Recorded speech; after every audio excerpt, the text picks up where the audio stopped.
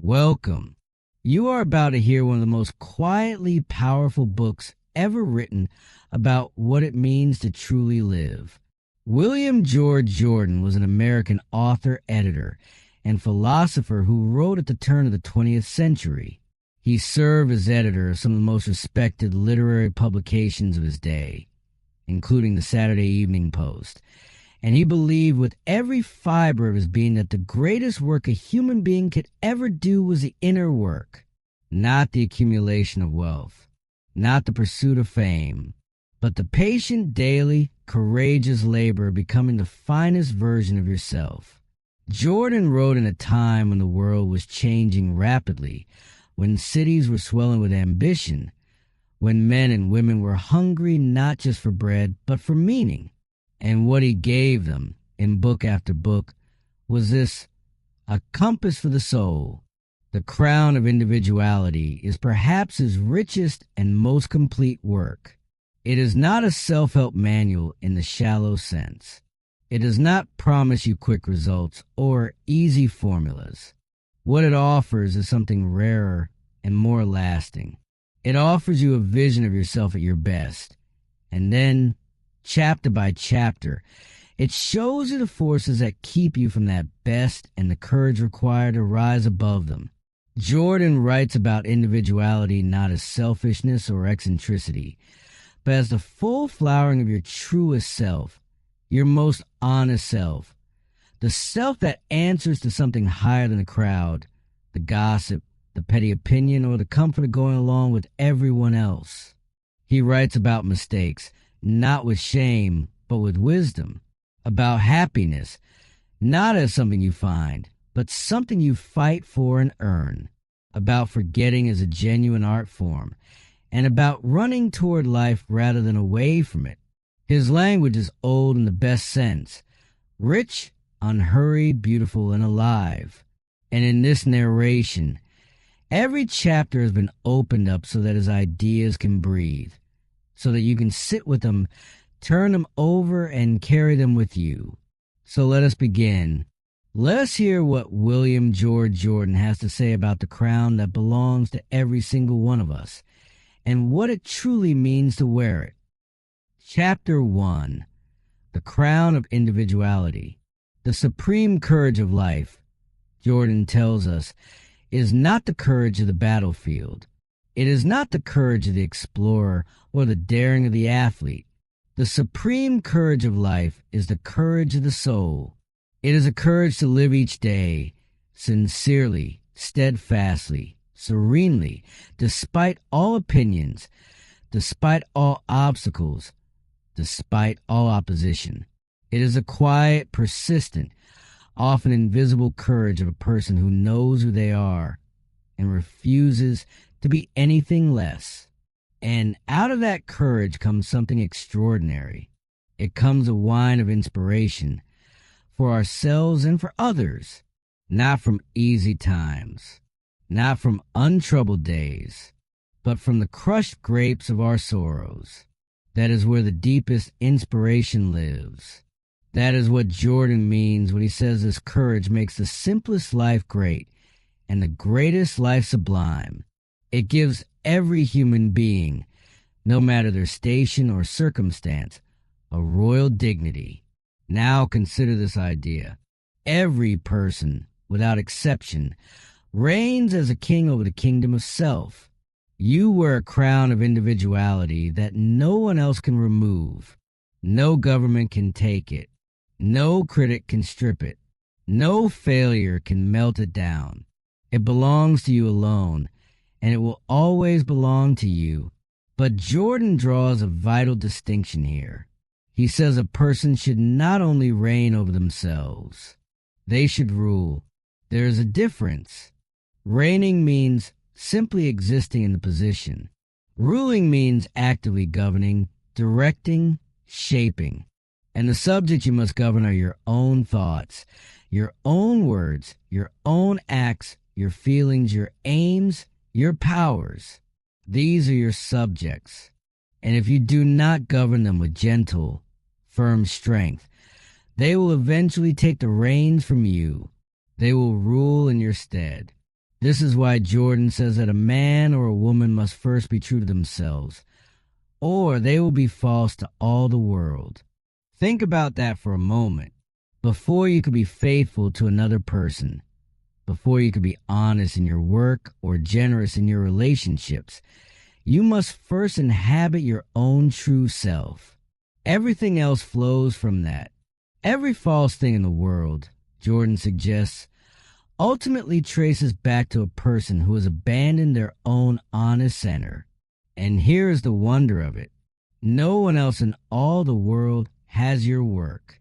No one else has your influence.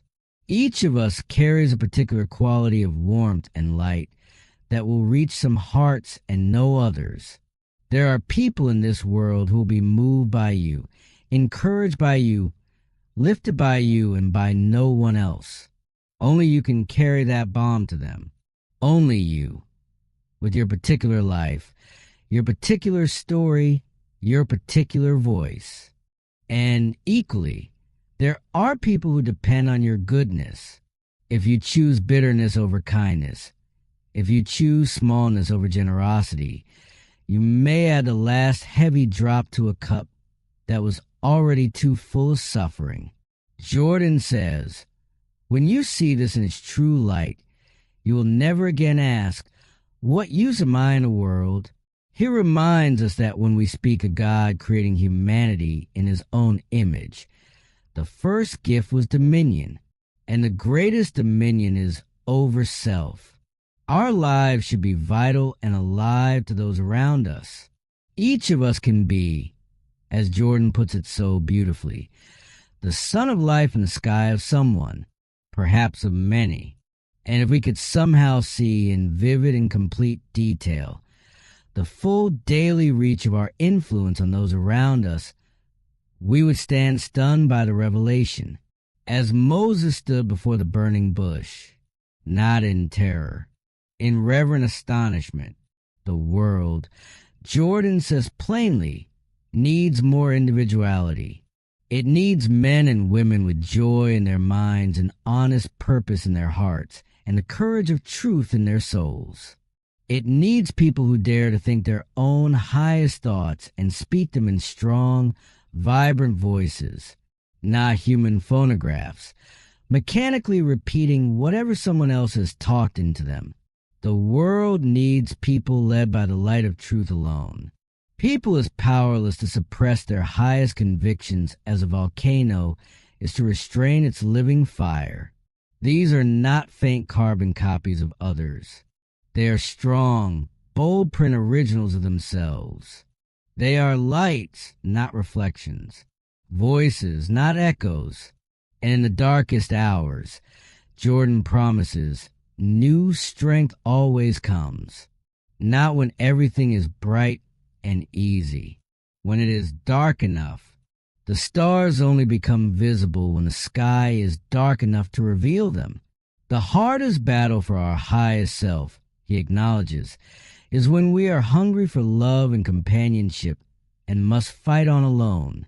If we are fortunate enough to have even one or two dear loyal ones beside us, understanding us with a look, heartening us with a smile, we should tingle with courage and confidence. But if those people leave us, slip away under the strain, or even betray us, we must face the seemingly empty life with whatever heroism we can summon, like a lone sentry keeping guard over a sleeping regiment in the grim shadows of night, forgetting for a time the terror of the solitude, the darkness, the loneliness, and the phantom invasion of memories that will not stay buried, forgetting all of it in the courage that comes from facing an inevitable duty with a sturdy soul. Of course, it is not easy to live on the uplands of life. Jordan admits freely. It was never intended to be easy. But oh, he says, it is worthwhile. Now, what is individuality exactly? Jordan is careful here. He does not want us to confuse it with eccentricity. Eccentricity is not individuality. It is a warped, unnatural distortion, like a reflection from a broken mirror. Hypocrisy is not individuality. A mask is never a face, no matter how close it is held to the skin. Conventionality is not individuality. It is the molding of everything vital and original in us to conform to an average type. Affectation is not individuality. It is only the pretentious display of qualities you do not actually possess. True individuality permeates every thought, every word, every act. It crowns every expression of itself in every day of living. And it does not mean living for self alone. This is crucial. Jordan says we may never fall into that trap. Individuality does not mean selfishness. The world must be saved by individuals, yes, but by individuals who give, who serve, who strengthen the chain of humanity by becoming a stronger link within it. Individuality is the link. Cooperation is the chain. You strengthen the chain only by strengthening the link. And when you intensify your true individuality, you instantly begin a finer cooperation with the best work of all humanity. The two are not opposites. They are partners. Jordan ends this opening meditation with a call. Let us reign as kings over our individuality. He says, by conquering every element of weakness within us that keeps us from our best, and by raising every element of strength to its highest power through living in simple harmony with our ideals. We should begin it today. Today is the only real day of life for us. Today is the tomb of yesterday and the cradle of tomorrow. All our past ends in today. All our future begins in today. Let us seek to reign nobly on the throne of our highest self for just one single day, filling every moment with our finest, unselfish best. And if we can do that, Jordan promises, such a vision will come to us of the golden glory of the sunlit heights, such a glad, glowing tonic of the higher levels of life, that we could never again dwell in the darkened valley of ordinary living without feeling shut in, stifled, and hungry for the freer air and the broader outlook. The four guardians of Crown of Individuality, he tells us, are right justice, truth, and love. Make right your highest guide. Make justice your finest aim. Make truth your final revelation. And make love the constant atmosphere of your living. Then truly will you reign and rule. It is not the extent of the kingdom that really counts. It is a fine quality of the kingship. Chapter 2, No Room for Them in the Inn. There is a single phrase from the story of the first Christmas, Jordan tells us, that captures something vast and timeless about the way the world receives great truth. It is a small phrase, quiet, almost unbearably humble. He says, Mary laid the infant Christ in a manger because there was no room for them in the inn. Jordan looks at those words and sees in them the entire history of every great idea, every noble life, every genuine effort to make the world better. For worldly success, the inn is illuminated. Welcoming music fills the air. The doors are thrown wide open. Come in, come in. There is room for you, for your fame, for your triumph, for your social prestige and your laurel-crowned achievements. The inn has always had room for those things. But struggle toward sublime attainment, heroic effort to better the world, simple consecration of soul to a noble ideal, that means the manger. That means a lonely pathway lit only by the torch of truth held high in the hand of purpose. Right must ever fight its way against the world. Truth must ever walk alone in its Gethsemane. Justice must bravely face its Calvary if it would live in triumph after all efforts to destroy it. Love must ever, in the end, burst forth in its splendor from the dark clouds of hate and discord that seek to obscure it. These great truths, Jordan tells us, must be born in the manger of poverty or pain or trial or suffering, finding no room at the inn until at last, by entering it in triumph, they honor them that never honored them in their hours of need. Look at how this plays out in history. In the life of Christ himself, Jordan observes, as a baby, there was no room for him in the inn. As a boy, there was no room for him in Israel. As a man, condemned by Pilate, there was no room for him in all the world. His life seemed a failure to those watching. The results seemed poor and barren. And yet today the world has thousands of churches, spiritual inns, built in his memory. The glory of the end makes the trials along the way seem, in Jordan's word, nothing. This requires, Jordan says plainly, sterling courage.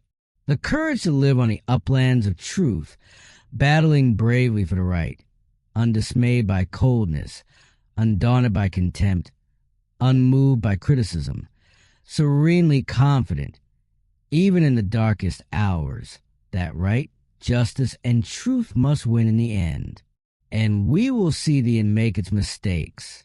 We will watch thee and welcome the successful, without ever auditing the accounts of how that success was won. We will see thee and pass in the hypocrite, without realizing his passport is forged. We will watch then accept the swaggering and assertive of their own estimate, mistake the brass of pretense for the gold of true worth, give a fine suite of corner rooms to a fad, and have no room at all for philosophy.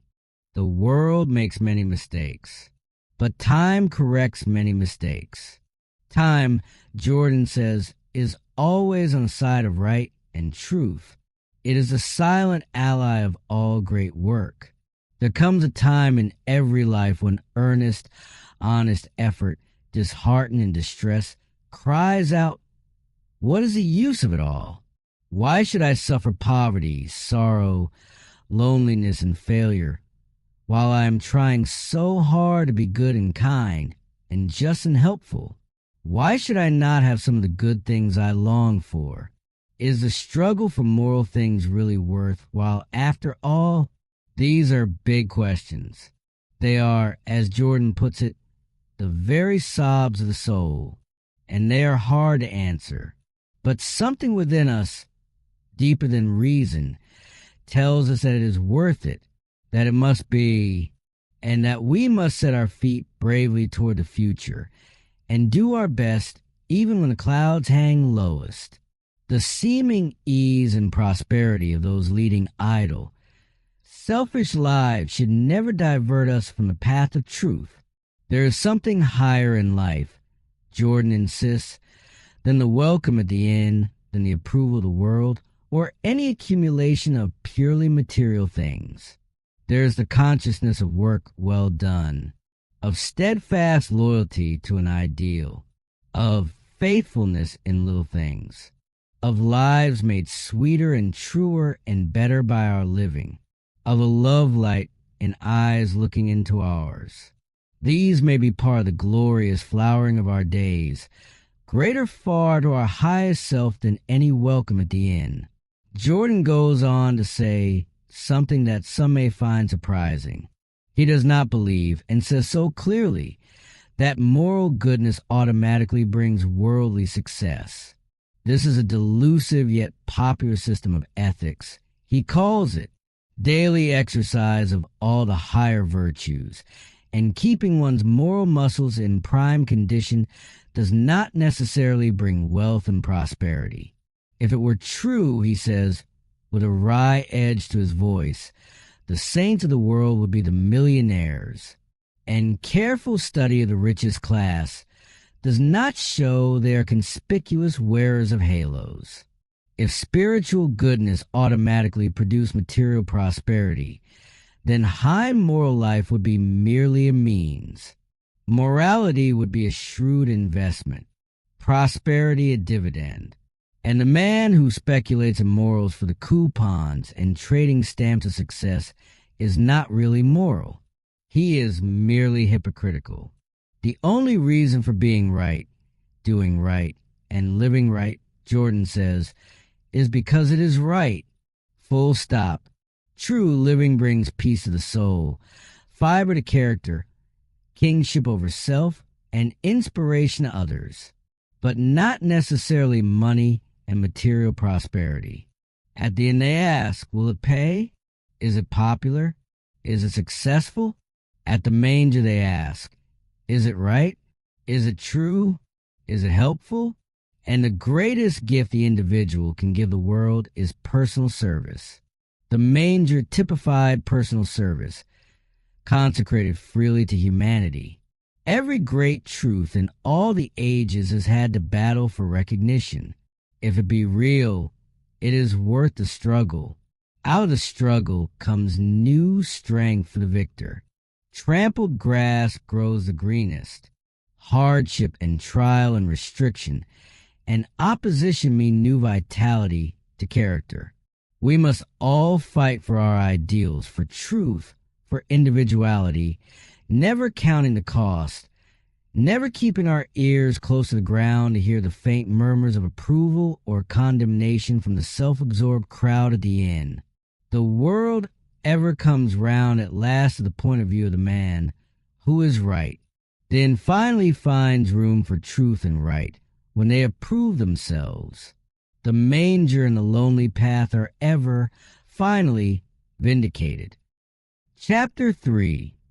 Facing the Mistakes of Life. There are only two classes of people who never make mistakes: the dead and the unborn. Jordan opens with this quietly devastating observation, and it sets the tone for one of his most generous and liberating chapters. Mistakes are not evidence of failure. They are the inevitable accompaniment of the greatest gift given to humanity, individual freedom of action. If we were only pawns of the fingers of some higher force, with no self-moving power, we would never make a mistake. But our very immunity from error would degrade us to the ranks of the lower animals and the plants. An oyster never makes a mistake, Jordan observes. It does not have the mind that would permit it to forsake an instinct, and we do not envy the oyster. So let us be glad, he says, of the dignity of our privilege to make mistakes, glad of the wisdom that enables us to recognize them, glad of the power that permits us to turn their light as a glowing illumination along the pathway of our future. Mistakes are the growing pains of wisdom. They are the assessments we pay on our stock of experience, the raw material of error to be transformed into higher living. Without them, there would be no individual growth, no progress, no conquest. Mistakes are the knots and the tangles and the broken threads in the web of our living. They are the misdeals in judgment, our unwise investments in morals. They are the misleading byways from the straight road of truth. Human fallibility, weakness, pettiness, folly, and sin are all mistakes. They are to be accepted as mortgages of error, to be redeemed by wiser living. They should never weakly be taken as justifying bankruptcy of effort. Even a great mistake is only an episode, never a whole life. Life, Jordan says, is simply time given to a person to learn how to live. Mistakes are always part of learning. The real dignity of life consists in cultivating a fine attitude toward our own mistakes and toward those of others. It is a fine tolerance of a fine soul. A person becomes great, Jordan tells us, not through never making mistakes. A person becomes great by profiting by the mistakes they do make, by being satisfied with a single rendition of a mistake rather than encoring it into a continuous performance, by getting from it the honey of new, regenerating inspiration with no irritating sting of morbid regret, by building better today because of a poor yesterday, and by rising with renewed strength, finer purpose, and freshen courage every time they fall. In Great Chain Factories, Jordan says, power machines are specially built to test chains, to make them fail, to show their weakness, to reveal the mistakes of workmanship. Let us thank God when a mistake shows us the weak link in the chain of our living. It is a new revelation of how to live. Now, when we have made an error, what is the right response? Jordan is specific here. We should have the courage to face our mistakes squarely, to call it boldly by its right name, to acknowledge it frankly, and to put in no flimsy alibis of excuse to protect an anemic self-esteem. If we have been selfish, unselfishness should atone. If we have wronged, we should right. If we have hurt, we should heal. If we have taken unjustly, we should restore. If we have been unfair, we should become just. Regret without regeneration, Jordan says pointedly, is an emotional gold brick. It looks like something valuable, but has no real substance. Every possible reparation should be made. And if confession of regret for the wrong is the maximum of our power, let us at least do that. A quick atonement sometimes almost effaces the memory. If foolish pride stands in our way, we are only aggravating the first mistake by adding a new one. Some people, Jordan notes dryly, find their mistakes never come singly. They arrive in litters. He also warns against the opposite error, wandering in the cemetery of past errors, rereading old epitaphs, spending hours in mourning over the grave of a wrong. The remorse that paralyzes hope corrodes purpose, and deadens energy is not moral health. It is an indigestion of the soul that cannot assimilate and act. It is selfish, cowardly surrender to the dominance of the past. It does no good to anyone. If the past be unworthy, live it down. If it be worthy, live up to it and surpass it. Omnipotence itself cannot change the past. So why should we try? Our duty is to compel that past to vitalize our future with new courage and purpose, making it a larger, greater future than would have been possible without the past that has so grieved us. Jordan has a beautiful image here. He compares past mistakes to old mining shares, laid aside in the lavender of memory from a time of optimism, and now, by some sudden change in the market of speculation, proved to be of real value. Our mistakes, properly used, are worth more than we thought. Realizing mistakes is good. Realizing on them, turning them into usable wisdom, is better. When a captain finds his vessel out of the right channel, carried by negligence or adverse winds, or blundering through a fog from the true course, he wastes no time in bemoaning his mistake. At the first sunburst he takes new bearings, changes his course, steers bravely toward his harbor with renewed courage to make up the time he has lost. The mistake means increased care and greater speed. Jordan warns against a particular mental trap, one most of us know well, the trap of building on a dead if, going back in memory to some fork in the road of life and thinking endlessly about what would have happened had we taken the other turning. If we had learned a different profession, if we had gone somewhere else at the right time, if we had married the other one, if we had bought the stock when it was low. These are, as Jordan calls them, slippery ifs. Even if those other courses might have been wiser, and we do not really know that they would have been, it is as impossible to return to them as for the human race to go back to the original beginning of life. The past does not belong to us to change or modify. Only the golden present is ours to make as we would wish. The other road always looks attractive. Distant sails are always white. Far-off hills always green. But the other road might have meant wealth and less happiness. Fame might have charmed our ears, but the little hand of love that rests so trustingly in ours might have been denied us. What the other road might have meant no eternity of conjecture could ever reveal. We cannot relive our old mistakes, but we can make them the means of future immunity from a folly that caused them. If we were impatient yesterday, it should inspire us to be patient today. Yesterday's anger may be the seed of today's sweetness. And one final distinction Jordan draws, which is both important and liberating. Failure does not necessarily imply a mistake.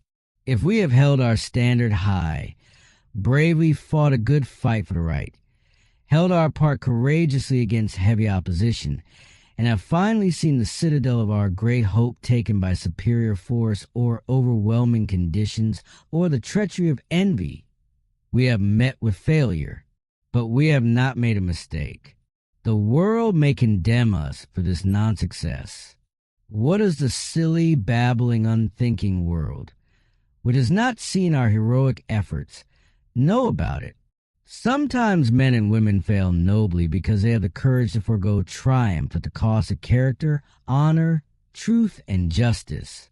Let us never accept mistakes as final. Let us organize victory out of the broken ranks of failure and, despite all odds, fight on calmly, courageously, unflinchingly, serenely confident that in the end, right living and right doing must triumph. Chapter 4. The Sculptured Figures of Society. Over the great doorway of one of New York's tall office buildings, Jordan tells us, 3 colossal sculptured figures are posed in crouching attitudes. With their great bowed heads, grimly tense features, and muscles strained like whipcords, they seem to hold on their broad shoulders a terrific weight of 20 or more stories of solid masonry. They are really only pompous shams. Theirs is only a Herculean pose. They were put in after the building was completed. They could be removed without endangering the safety of the building in the slightest. They have no more real responsibility than a wandering fly tarrying for a moment on a flagpole on the roof. And Jordan says, there are thousands of such sculptured figures in the world of society today. There are people whose powers are evidenced in ounces, whose pretense is proclaimed in tons. Those whose promises outsoar the eagles, but whose performance is lower than the flight of the mudlark. They are constantly posing physically, mentally, morally, socially, spiritually. By juggling with excuses of their vanity and selfishness, they may mislead themselves and others for a time, but usually they deceive only themselves. They are most often like the village fool who thought he played the organ when he only pumped the bellows. Jordan describes several varieties of this sculptured figure with gentle but pointed humor. There's the one with the pose of being extremely busy, constantly seeking to raise themselves to a conspicuous ledge by the derrick of their own conceit. They seem to have so much to accomplish that if you were optimistic enough to accept their statements at full value, you would realize their tasks could never be accomplished by any single individual.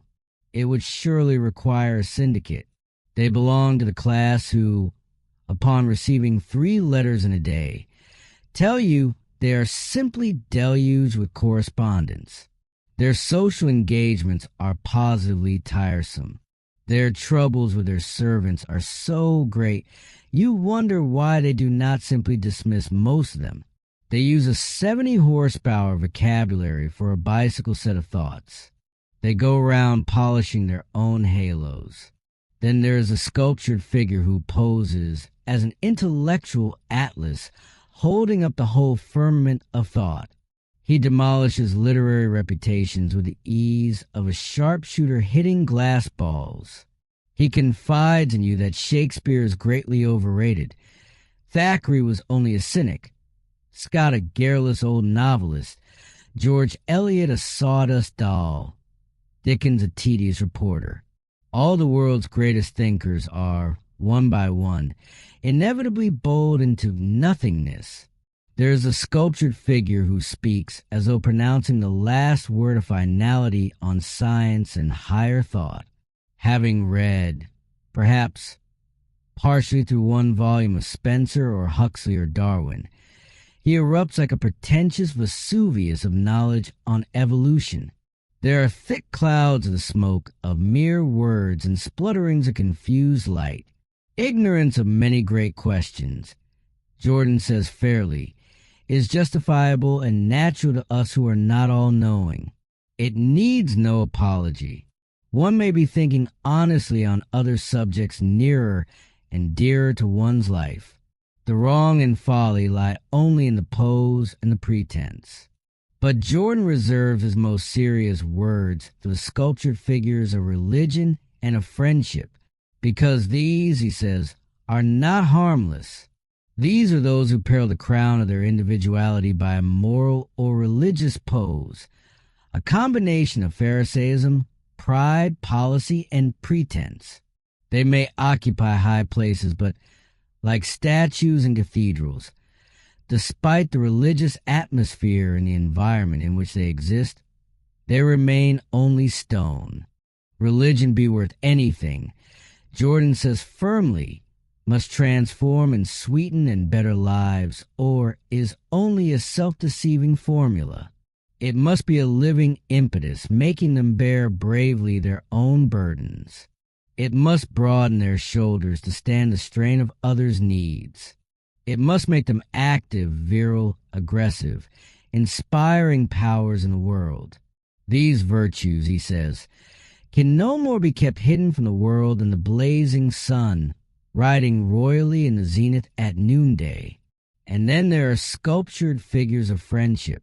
These are perhaps the most painful of all to discover, because you have staked your life on their reality. You have shared their crust of trial and disappointment, heart gladdened to be of service. You have listened untiringly to their endless litany of sorrow, soothing them, consoling them, comforting them with no thought of self. You may have secretly left the deathbed of some great hope of your own, stifled your sobs bravely that they might not know, and sat down with serene patience to watch and nurse with them at the sickbed of their grief, to help them toward the resurrection of some hope of theirs from the grave of their failure. All that was yours was more truly theirs than yours, because their need would stimulate you to higher effort in their behalf than you would make in your own. And then the angel of a great grief knocks at the door of your heart, and you open it, and the awful desolation and loneliness that numbs your very soul, you turn round confident of meeting responsive eyes looking inspiration into yours. You involuntarily bend the ear to hear words of courage from the only lips in all the world that could comfort or console. You reach out, by some subtle instinct, the hand of your pain, expecting it to be warmly covered. And instead, you touch only the cold, hard, chiseled outlines of the sculptured figure. Jordan reaches here for words from the Garden of Gethsemane, Christ breaking in on the slumber of Peter with those words. Could you not watch with me 1 hour? That is what a sculptured figure of friendship forces us to feel. A new tragedy of the soul, face alone. And the sculptured figure may never even realize what they have done. But he closes with a word about what real effort looks like, in contrast to all this posing. Real, honest effort, no matter how slight the results appear, no matter how weak the progress seems, has no time for mere parade. Their high motives are love, honor, truth, justice. The glowing realization that their work is serious inspires them. Their consecrated effort to rise to the heights of their highest nature gives a royal importance that banishes trivialities. True importance is always simple. The large duties, cares, and responsibilities of those seeking to do great things give them natural dignity and ease. They are like the burden bearers of India, who carry heavy loads on their heads, and in the carrying learn how to carry them erect with fearless step. There is in them no trace of the pose of the strenuous. Men of serious effort think too much of their work to think much of themselves. They are living their life, not playing a part. They are burning incense at the shrine of a great purpose, not to their own vanity. They ever have poise, not pose. Chapter 5. The Hungers of Life. Hunger is the voice of a void. It is nature demanding her rights. It is the restless, insistent cry of an instinct clamoring to be satisfied. Jordan identifies 4 great hungers of life: body hunger, mind hunger, heart hunger, and soul hunger. They are all real. They all need recognition. They all need feeding. The claim of a hungry body, he acknowledges, has right away over all other needs. It requires no credentials, no argument, no advocate. It holds a first mortgage on the sympathy and aid of humanity. But body hunger, while being the most immediately compelling, has no monopoly on the hungers of life. And here Jordan makes a statement that should stop us in our tracks. He says, "In the world today, there are in reality more people starving for love than for bread. There is more heart hunger than body hunger, more unsatisfied yearning for sympathy, affection, companionship, kindness, and appreciation than for food. These hungers are not a modern invention. They are as old as history. They began in the Garden of Eden, when Adam's body hunger was recognized and great stores of growing food were provided. The hunger of his heart was appeased by a companion. Then the mind hunger was appealed to. Then the soul hunger. All 4 were present at the very beginning of human story. We have all these 4 hungers because we are human, because we are higher than the animals. These hungers are aspirations and were meant to be satisfied. They mean our true expression, not false repression. Life is a continuous battle for our hungers. True living means realizing the real hungers of ourselves and others and seeking to satisfy them. False living means vainly humoring morbid acquired appetites. Mind hunger is a craving for intellectual food. It may be an insatiable desire for education. It may reveal itself in a passion for books, in securing a few shelves of certain volumes for one's very own. Not mere books, but those selected volumes that mean silent friends talking inspiration to your eyes instead of to your ears. This is what makes a package of old magazines or old books a treasure in some lonely home after they have outlived their usefulness elsewhere. Mind hunger may be keen for fine music, the hearing of which would be a stimulus at the time and later a golden memory. The mind hungry may long to hear a great lecturer, or there may be a rushing wave of desire to speak freely and fully with someone who seems to live on the intellectual heights, to feed on words that, if given personally, in quickening advice or inspiration, would bring real joy. But the great heart hunger of humanity, Jordan says, is loneliness. Loneliness is the heart's realization that no one is self-sufficient. No one is complete alone. It is always the restless yearning in some form for love. We seek it ever, consciously or unconsciously, as the great gnarled roots of trees, guided by some divine instinct, ever reach out in their constant search for the water that means life to them. In a great city, there are countless thousands of men and women leading lives of loneliness. They are just heart-hungry for the affection they feel is their due and their right. It is not the burden of daily toil, the smallness of the reward, the dull round of daily duties that makes them heart-weary. It is that benumbing sense of loneliness that sometimes sweeps over the soul like a mighty tide and submerges every thought but a hunger for affection. They just feel hungry for someone to whom they can tell the little incidents that make up their days. Someone to be genuinely interested. Someone to share their little joys and sorrows. Someone to smooth away the lines of care and worry. Someone whose eyes will brighten at their approach. Someone to whom they will be necessary. Someone who will fill their sky with the sunshine of love and the glow of trust and confidence. They want someone to live for, someone to work for, someone to need them. It may not be clearly formulated or even clearly understood, for the heart's feeling is often beyond its power to express. It may be only a vague, restless unsatisfiedness, but all the energies and emotions of the heart silently sweep themselves in one direction, as rivers, unknowing why, seek the ocean. And when this heart hunger is satisfied, the magic hand of time seems to have changed suddenly the whole perspective of life. The harsh outlines of cares and troubles are softened and transformed, as the moon throws a glorifying silver light over even the most prosaic of scenes.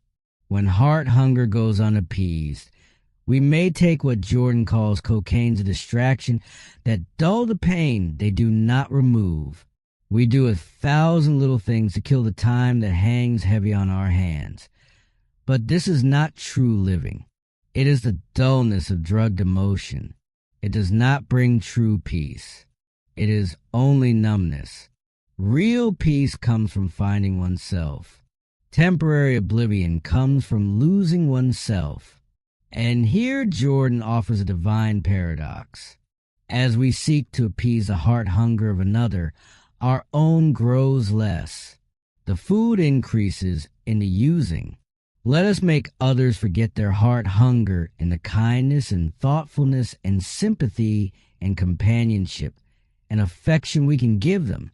Let us forget our own heart hunger in feeding others. Even though we can silence ours in no other way, no one occupies so humble a position that they cannot thus help. There are times in all lives when, weak and warm with a struggle, the ebb tide of hope seems to carry out with it all inspiration, all impulse, all incentive.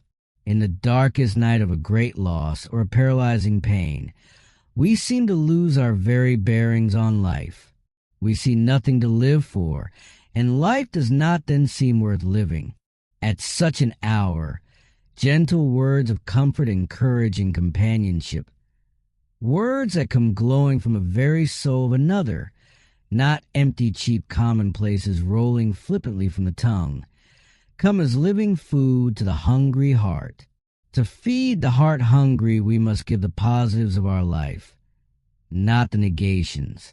We must give our strength, not our weakness, our certainties, not our fears, our radiant finalities of decision, not our unsettled dilemmas.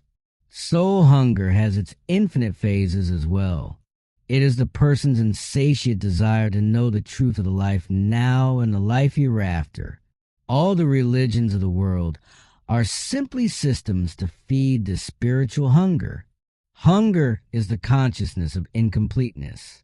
The belief in immortality, another world, a new life, is simply the last great hunger of the soul. Chapter 6. Throwing away our happiness. If in the desert, a lone traveler, in angry protest against the hardships of his journey, were to slash with his knife his goatskin water bag, letting the hot sand drink up the water that means health and strength and life itself, it would seem supreme folly. If a shipwrecked sailor were to slip voluntarily from his rude raft of spars in mid-ocean, thrust it far from him in disgust that were not a finely upholstered boat, and trusting himself alone to the powers of winds and waves and darkness, it would seem contempt for the mercies still left to him. Jordan uses these stark images to introduce what he considers one of the most common and most tragic patterns in human life: throwing away our happiness for a trifle. Our happiness rarely dies a natural death. We slay it with our own hands, or others kill it for us. The veriest trifle may keep it alive. The veriest trifle may kill it. And yet selfishly, blindly, we still the heart of our own happiness or that of others. We may even irreverently throw the blame on the scheme of the universe, when we alone are at fault. Happiness, Jordan insists, does not consist of what we have, but what we are, not in our possessions, but in our attitude toward them. It is the serenity of the soul in the presence of a present joy. It is not absolute, requiring certain fixed conditions. It is relative. What would be a fast for one might prove a royal feast for another. Happiness does not always require success or prosperity or attainment. It is often the joy of hopeful struggle, the consecration of purpose and energy to some good end. Real happiness ever has its root in unselfishness, and its blossom in love of some kind. We make or mar our own happiness and that of others to a larger degree than we are willing to admit. It is easier to pose as a victim of conditions than to prove oneself a victor. The soul of our happiness may be love, a love so fine and great and simple that it so fills our life it leaves no room for pain, as light crowds out darkness.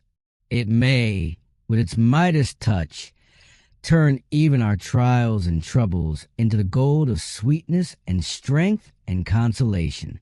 It may stand ever between us and the world, as a bulwark keeps back the sea. It may become an angel of hope, holding our hand with gentle pressure when the clouds hang low. This honest love may ever trust us. Forgiving and forgetting may be its atmosphere. It may inspire us, recreate us, give wings to us when downcast, a new shield of faith and new heart to energy. We may have this great happiness all our own, firm in our grasp, and yet for a mere trifle we may throw it away, or let it fall gradually from us, like pearls dropping one by one, silent and unnoted from a broken necklace. We let some petty, mean trait of ours, some weakness we should master through self-control, cheat us of our happiness. We hold some penny of momentary satisfaction, so close to our eyes that it eclipses the sun of our happiness. A foolish jealousy that deafened our ears to explanation, that shut our eyes to the truth, that stilled our tongue when it would speak words of faith we could hardly keep back. We have let this jealousy, this snap judgment, expressive not of real love but of wounded pride, swallow up our happiness as the ocean engulfs a treasure ship. We may let idle gossip, false sympathy, imbecile advice from those who know absolutely nothing about our real condition shut us from love and faith, breed doubt and suspicion, and choke trust as by the fumes of some noxious gas. And when it is all over, we may not have the moral courage to go back, as we should. When later, conscience hold in the bitter hour of realization its sad post-mortem over the dead happiness, it may be a very poor satisfaction to know that we killed a love that we needed and that needed us for such a trifle. Friendship that meant much in our happiness, that was rest and refuge and joy, may be thrown away for a trifle too. Friends, real friends, are rare in the individual life. We cannot have many of them. They do not come in bunches. They are never found ready-made. They are formed by weathering the same gales of fate together, by standing the heat of conflict together, by kinship of mind and heart, by common interest in a common ideal, by basic understanding and mutual dependence and thorough respect and loyalty that grows stronger as need grows greater. Acquaintances we may have many, But acquaintanceship is merely the grapes of possibility from which the rich wine of friendship is aged and mellowed. Friends are usually necessary to happiness. Even love does not long satisfy unless there is in it real friendship and companionship. Love is, in reality, only a supreme, unique brand of perfected friendship. For the empty pleasure of a clever, cutting taunt, we may give a stab thrust that kills a friendship. We may take the kindly expressions of our friend as a matter of course, demanding as a right what belongs to us as a courtesy. You cannot force a spontaneity any more than you can make a bud a full-blown rose by forcibly opening its petals. The bud becomes a rose by natural expansion from within, a momentary neglect or coolness at a psychological moment. When the tired heart needs sympathy and encouragement and held to the utmost, may begin the death of a friendship. Ingratitude kills friendship, or rapidly reduces it to a point where it must die. If we value our happiness or our friend, let us gladly expend the time, energy, and thought required to keep the relationship free, clear, and fresh running as a mountain brook. An idle, flippant breach of confidence, at a moment when it seemed almost calculated treachery, may kill a friendship or a happiness growing for years. A hasty surrender to temper, a sudden heat of anger, may be followed by a drop of 60 degrees in the temperature between two people. It may destroy a real happiness as a blizzard may, in a single night, ruin a fruit field. We are often happy in our hopes and plans and purposes, and let the envy of another poison the wellspring of our happiness. Envy is a drug that stupefies energy.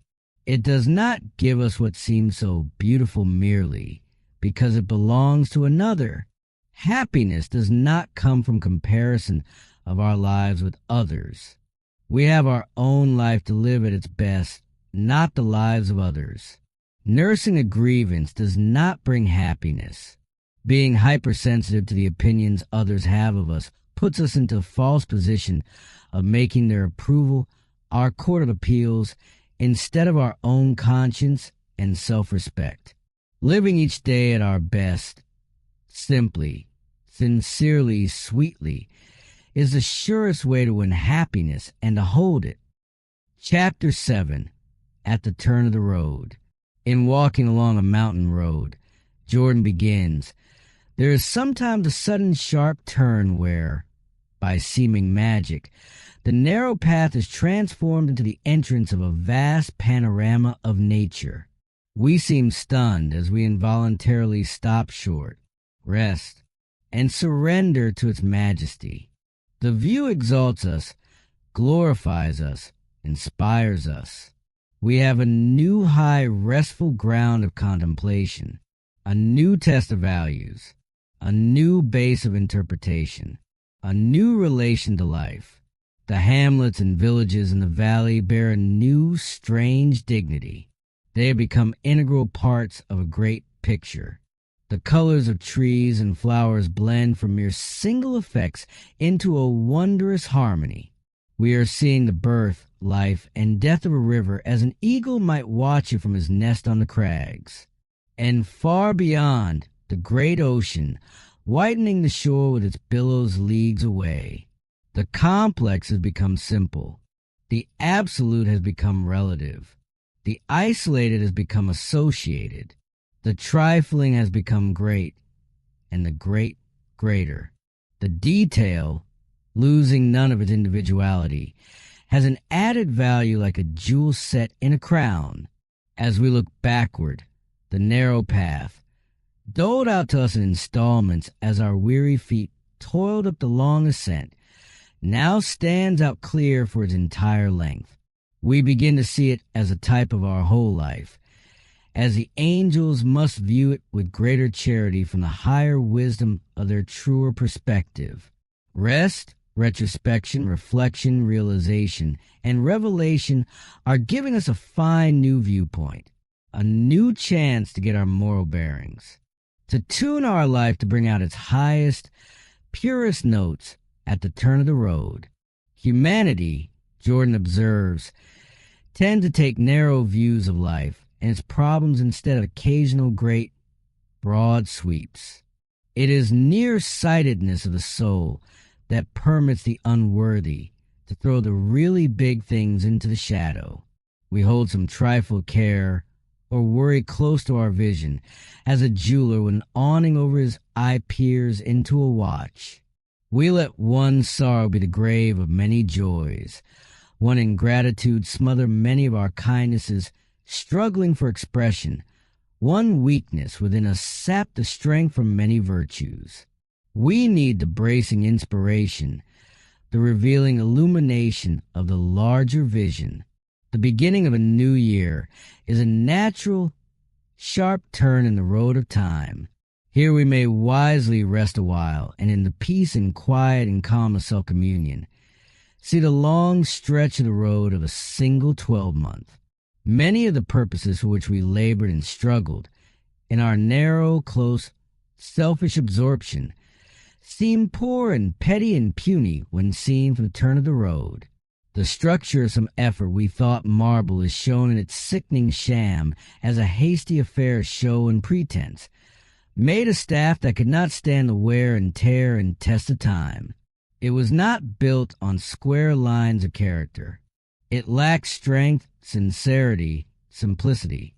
The material was made up of policy and selfishness on hurried plans. And we now see how many times the paralyzing hand of procrastination touched the good deeds we meant to do, the roseate dreams we longed to transform into actualities. We wished to do and we wanted to do, but we did not will to do. It is a false philosophy, Jordan says, that teaches that opportunity calls only once at any person's door. Opportunity comes with the persistence of an importunate creditor, always in a new guise, clamoring for admission, but we may be too busy to answer the bell. Habits that we had determined to master may still stalk large and insolent before us. They may seem to taunt us that they are stronger than we. They were never made in a day and cannot be mastered in a day. But an hour may begin the making of a habit, and an hour may begin its breaking. Time, with heart and mind united in determination, can conquer any evil habit or create and confirm any good one. The look backward from the turn of the road should also inspire us by making vivid how much of what we feared never came pass. The tyranny of worry that dominated us and held us for months trembling slaves to a weak fear that dissipated our energy and dulled our thinking and darkened our mental vision at the very hours that should have given us fullest control of our best, is now seen as an enemy to true individual growth. The broader view of life reveals that the only great things in life are trifles, that what pained us most, saddened our hearts, and turned our hopes to ashes were only trifles, accumulating into overwhelming importance. A cruel word, an unkindness, a little misunderstanding may darken a day and separate us from one we love. But equally, the most joyous moments of life, the highlights and the pictures of memory, may too be only trifles of kindness, fine expressions of love, simple tributes of confidence and trust that make the very heart smile as we remember. Knowing the right is useless unless we practice it. Realizing our weakness is profitless unless we seek to change. We may grow so comfortably reconciled to faults and failings as to accept them as finalities, to confess them and even boast about them. It is unjust to ourselves and unjust to others. Nature is constantly giving us new turns of the road. A birthday, an anniversary, some red letter day in the private calendar of our emotions, a supreme sorrow, an agonizing sense of loss, the coming of a great joy, the closing of some epoch in our lives. These and numberless other hours may bring us alone to the turn of the road. Then may come one of those rare moments of life, of fine spiritual discernment, of luminous revelation, of coming to one's highest self, when the sordid, the mean, the temporary, and the selfish are stripped in an instant of their garish shams and tinsel. Then the real, the true, the eternal stand out in their majesty, bathed in the splendor and glow of the revealing of truth. In such a spirit, the very tingle of the inspiration of the infinite fills us. We seem born again to new, better, and greater things, for we have seen the divine vision at the turn of the road.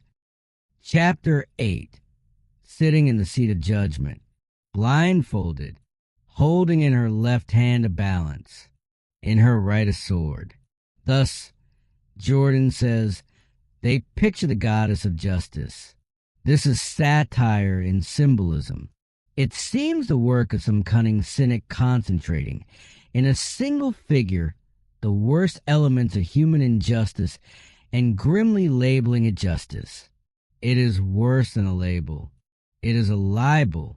This goddess of justice has her eyes deliberately closed to the facts. She holds ostentatiously on high the scales of justice, but never sees their movement. She has her hand tight pressed on the sword of punishment before even hearing the testimony. She is excluding all evidence but one, hearsay. This, Jordan says, is the goddess of justice that dominates society today. True justice should be open-minded, open-eyed, open-eared, open-lipped, open-handed, serene, free, unhampered by bond without or by prejudice within. She should have one object, to discover the truth. Character is not a simple, uniform product. It cannot be judged as dress goods by a yard or so of sample unrolled from a bolt on the counter. It is complex, confused, uncertain, changing, subject to moods that contradict our conclusions. Yet knowing all this, we dare to construct the whole life and character of one we may have never even met. We build it from a few hints, slurs, idle comments, or the vague rumors or absolute lies of newspaper reports, as scientists reconstruct an unknown prehistoric animal from a few bones. One judges a painting by the full view of the whole canvas. Separate, isolated square inches of color are meaningless. Yet we dare to judge our fellow man by single acts and words, misleading glimpses, and deceptive moments of special strain. From these we magnify a mood into a character and an episode into a life. There's entirely too much human judging, Jordan says. Too much flippant criticism of the acts of others. Suspicion is permitted to displace evidence. Cheap shrewdness to banish charity. Prejudice to masquerade as judgment. We imagine, we guess, we speculate, and then pass on to the medium of indiscreet speech and idle gossip what may bring bitterness and sorrow and heartache and injustice to others. The very ones we condemn may be battling nobly under a hail of trial and temptation, where we might fall faint in the trenches, or, lowering our colors, drop back in hopeless surrender. We have a right to our preferences, our likes and dislikes, our impressions, our opinions, but we should withhold final judgment as an honest, unprejudiced juryman keeps his verdict in suspense until he has heard and tested all the evidence. We may see an act but have no luminous revelation of the motive behind it. We idly condemn the gaiety of some man who has suffered a terrible loss and term him heartless. Perhaps he laughs only to keep back tears that would gush like a torrent from his heart were he less brave. We criticize the parsimony of someone when it really means consecrated generosity to someone else. What appears to be conceit may be only someone's attempt to recover a lost self-confidence they hunger to regain. Someone's fretfulness or occasional outbursts of temper may be but sparks of protest from the hidden fires of a sad life history or some bravely born illness unknown but to a chosen few. Meanness may in reality be poverty too proud to confess itself. There is wide difference, Jordan says, between putting yourself in another's place and putting them in yours. The one is an attempt at wisdom. The other is a speculation in prejudice. In the individual life, we realize that there are times when everything we do or say misrepresents us. We mean kindness, but somehow the words sound cross or cruel or misleading. Without intending it, we hurt those who are dearest.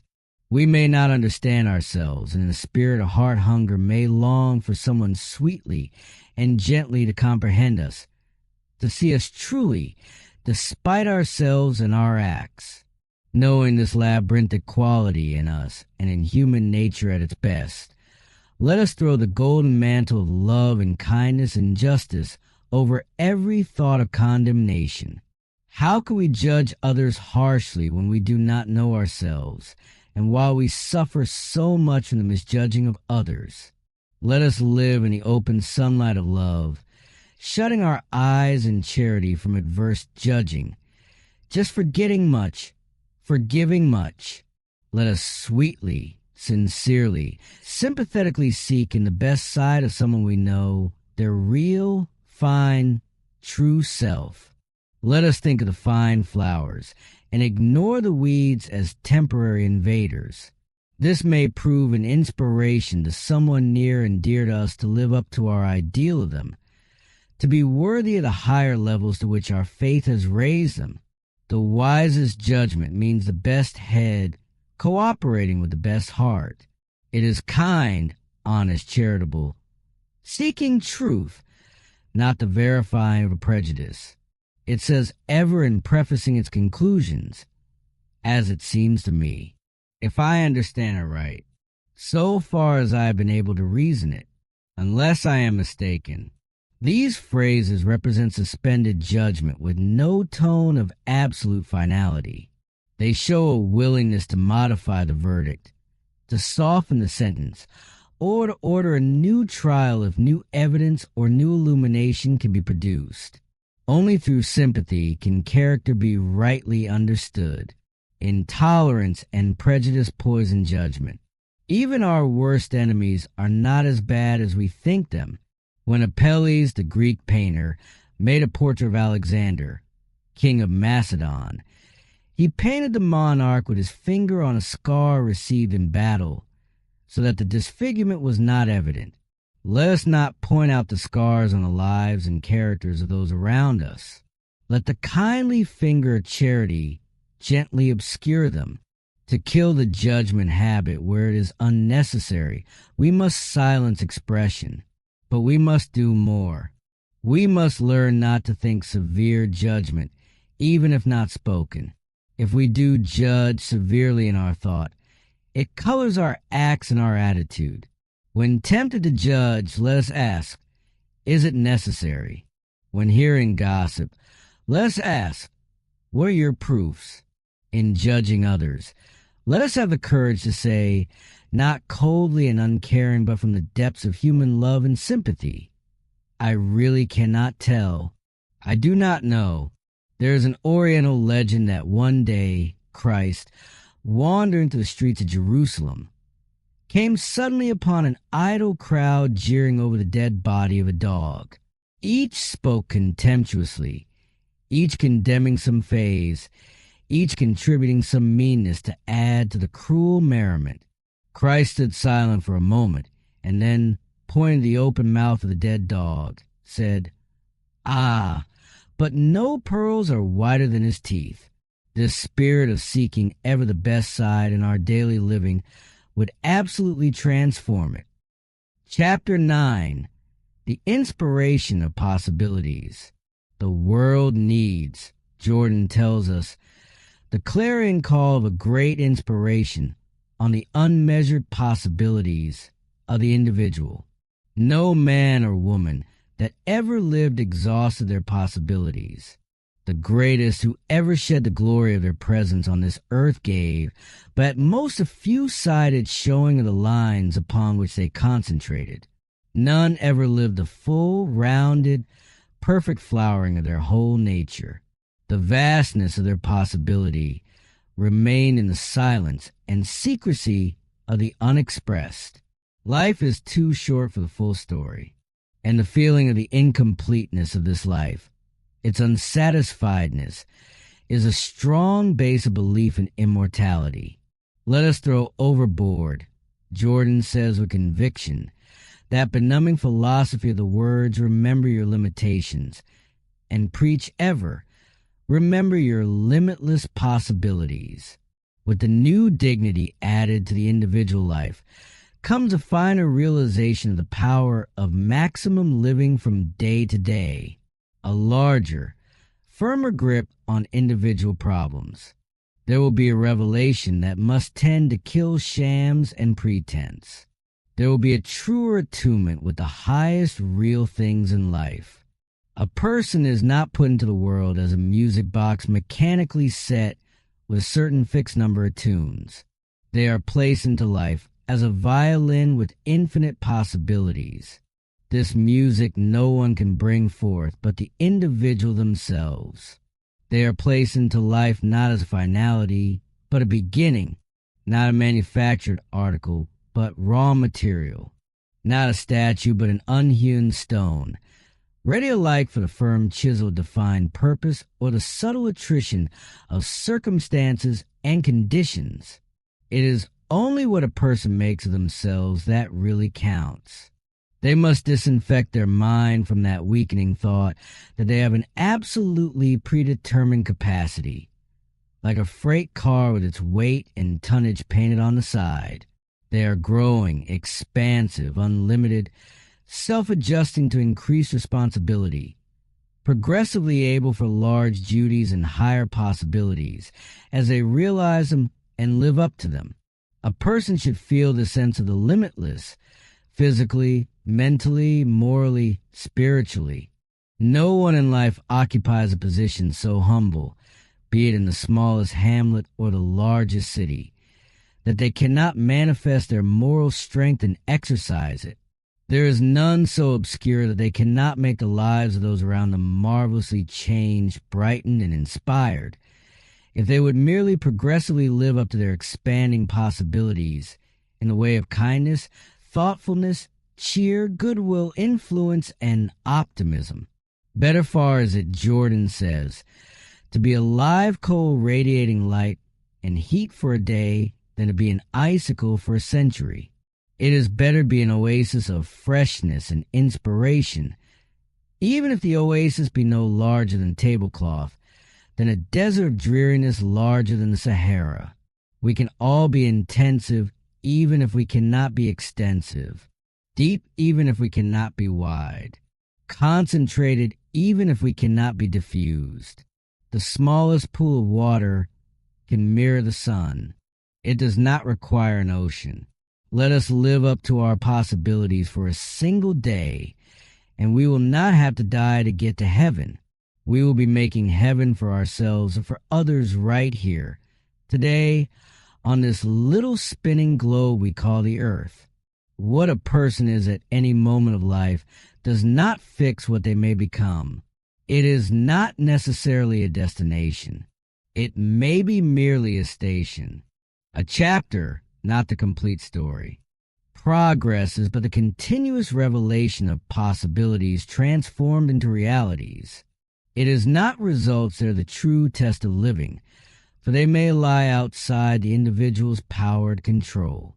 It is ever the moral and mental qualities put into the struggle. The world's standard of judging is not in accord with the higher ethics of the soul. It is not getting the best, but proving worthy of the best that is the revelation of true character. There are high tide moments in all lives when, contemplating some heroic deed, our ears are filled with the triumphal music of a great thought, when the vitalizing words of some great thinker or teacher reach our soul with a message of illumination. We then see our life in new perspective. The meanness and emptiness of living on low levels shame the soul out of self-complacency, and we seem to see wondrous visions of our possibilities, glimpses of what we might become. It is a coming face-to-face with our higher self that may recreate our lives for all the years, if we only will. Let us realize our progressive possibilities. Make them real, vital, growing, not uselessly held, as a warm living seed may rest for years in the dead hand of a mummy. Realizing possibilities is the soul of optimism, and optimism is the soul of living. Chapter 10, Forgetting is a Fine Art. Forgetting, Jordan begins, is one of the fine arts of living at our best. Not the kind of forgetting where a name or date or fact has not the strength to keep itself from sinking into memory's sea of oblivion. Fine forgetting means character asserting itself, not mind losing itself. It is the blue pencil of wisdom, cutting out unnecessary words from the text of our living. It is individual kingship, determining what thoughts it will permit to reside in its kingdom. It is the exclusion act of soul, ejecting the unworthy and the undesirable. A great editor once said, "The true secret of editing is to know what to put into the wastebasket." Forgetting is the soul's wastebasket for discarded thoughts, depressing memories, mean ambitions, false standards, and low ideals. All the virtues, vices, and qualities of mental and moral life, Jordan observes, may be defined in terms of forgetting or of remembering. Selfishness is forgetting others in over-remembering self. Worry is the inability to forget the troubles that may never happen. Honor is remembered high standards made evident in acts. Anger is the explosion of an overheated memory. Forgiveness is the heart's forgetfulness of an injury. Ingratitude is the heart's forgetfulness of a favor. Habit is the memory of acts making repetition easier. Mercy is the memory of human weakness tempering justice. Envy is forgetting one's own possessions in over-remembering those of others. Influence is the remembered acts of one, inspiring the act of others. Patience is forgetting petty troubles along the way and concentrating thought on the goal. Love is the heart's sweetest memories shrined in another. Fine forgetting has two distinct phases: learning how to forget and what to forget. Those of us who have sought honestly and bravely to fight it out on the silent battlefield of the soul know that forgetting is never easy. If it were easy, there would be neither credit, courage, nor strength in mastering it. Keeping the world from knowing our pain by veiling our sorrow with a smile, seeming to forget, is fairly easy, but this is not real forgetting. The biggest souls find it hardest to forget. Trained forgetting is paradoxic. We cannot forget by trying intensely to forget. This merely deepens and gives new vitality to the memory. True forgetting really means finer memory. It is displacing one memory by another, by a stronger one, an anecdotal one. It means concentrating on the second phase, so that the first is weakened, neutralized, and faded out like a well-treated ink stain. It is removing a weed from the garden of thought, and then planting a live, sturdy flower in its stead. It is cultivating new interests, new relations, new activities. Time helps wonderfully, but especially when we go into partnership with her. If we learn to forget wisely and unselfishly in the trifles of our daily living with others, we shall silently accumulate higher reserve power for our own later needs. Let us forget thorns of daily living in remembering roses of its possibility. Forget things that pain in remembering unnoted reasons for thankfulness. Forget the weakness of those around us in seeking to discover wherein they are strong. Let us forget the disappointments in the courage of new determination. Forget the little wrong we have suffered from our friend in living again in the memory of his many kindnesses. Forget the things that depress in concentrating on those that exalt. Fine forgetting is an attempt at finer justice. It means aggressive living on the uplands of truth and light. There are moments when a person rejoices that they are living, that they are yet able to do the right thing they once disdained, to fill someone's life with roses, to clear someone's path of sorrow. They have the new opportunity of doing a great person's work in a great, simple, self-forgetful way.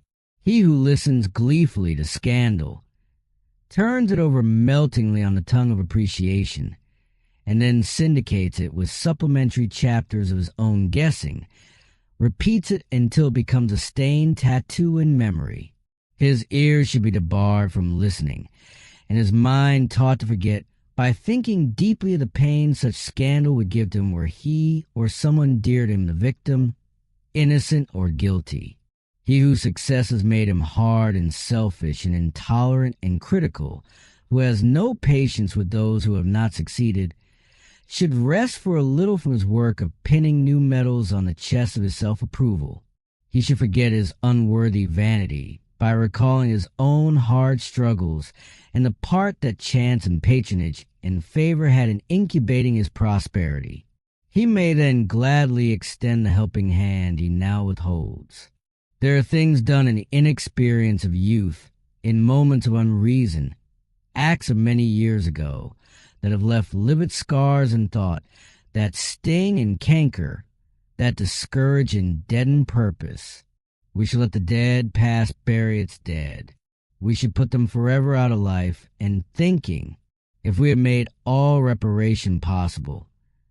Let us consider them as the acts of some other self, a weaker self that is now dead, not the self that lives today, the one we are seeking to make finer and better. Remember and think of past folly, mistakes, sin, and sorrow only long enough to repair, to atone, and to avoid. Then forget the yesterdays of sadness, shame, wrong, and failure in the soul's concentration on the new, fresh, clean days for higher, truer living, making each new today but the prelude to a new, better tomorrow. It was this fine forgetting that St. Paul meant when he said, "Forgetting the things which are behind, I press forward to the mark of my high calling." Forgetting of this type is simply forgiving ourselves for past errors. We forgive others for wrongs where there is true regret, realization, and a promise, direct or implied, of non-repetition. If we are honest in our determination, if we really have acquired new wisdom, why should we not also forgive ourselves? The hardest forgetting is the forgetting of the memories of the emotions. Our bitterest moments of living are when we drape our sweetest memories in black, because they belong to a past that is dead forever. There are highlights of remembered joy that overcome us with maddening pain, harder to bear than any actual sorrow. Sorrow's crown of sorrows, as Tennyson said, is remembering happier things. Long, hard sorrow is a sickness of the soul from which in time we may gradually emerge. Nature gently leads us back to health in our days of emotional convalescence by helping us to forget and by giving us new memories to remember. Memory is a mental force we cannot kill, but we can direct it. We can give it new subject to act upon, new channels into which to run. Let us seek to begin each new day in the consciousness of our crown of individuality, as serene and calm as though it were a new life, with nothing of the old remaining but its wisdom, its sweet memories, its duties, its responsibilities, and the hope and joys and privileges and love and possessions the old life has bequeathed to us. Chapter 11. The Victoria Cross of Happiness. Happiness, Jordan begins firmly, does not come from folding our hands serenely, filling our hearts with a minor music of resignation, and gazing heavenward as though posing for a spiritual photograph. Happiness is activity, not torpor, doing, not dreaming, finding oneself, not losing oneself, illumination, not illusion, reality, not imagination. Happiness does not fool itself by believing that whatever is best. It seeks constantly to find whatever is best in what is, and then tries to make it better. Making ourselves believe we are happy by thinking that we are as a poor brand of self-hypnotism, constantly declaring loudly we are happy when, in the deep indigo mood, we feel that happiness is for us forever extinct, is not brave. It is dishonest. It is playing a confidence game on the credulity of our friends. True happiness does not brag. It radiates.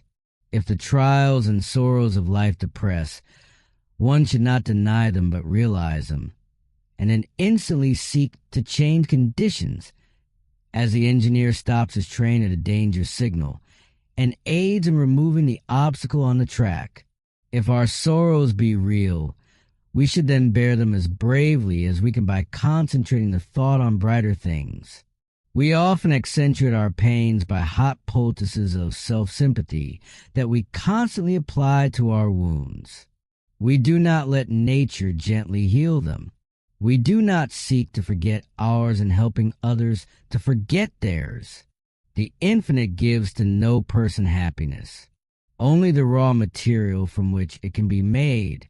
He provides iron ore but never plowshares, clay but not bricks, wheat but not loaves, the material from which one person forms only an abode of misery, another transforms into a temple of joy. Happiness is a manufactured article.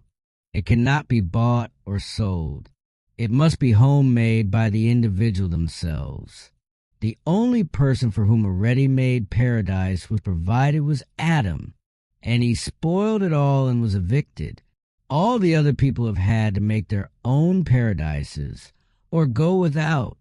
Life is not a summer holiday or a personally conducted tour through Joyland or a dream we must accept just as it comes. It is a struggle, a battle. We must do our part. We must fight, with no war maps of the full campaign spread out before us for consultation and inspiration. We must fight the enemy that is nearest, vanquish the duty that stands in our way, help the faint and fallen, when every point a higher, better, clearer vision, be ready for whatever comes, with a true soldier's defiance of the odds against him.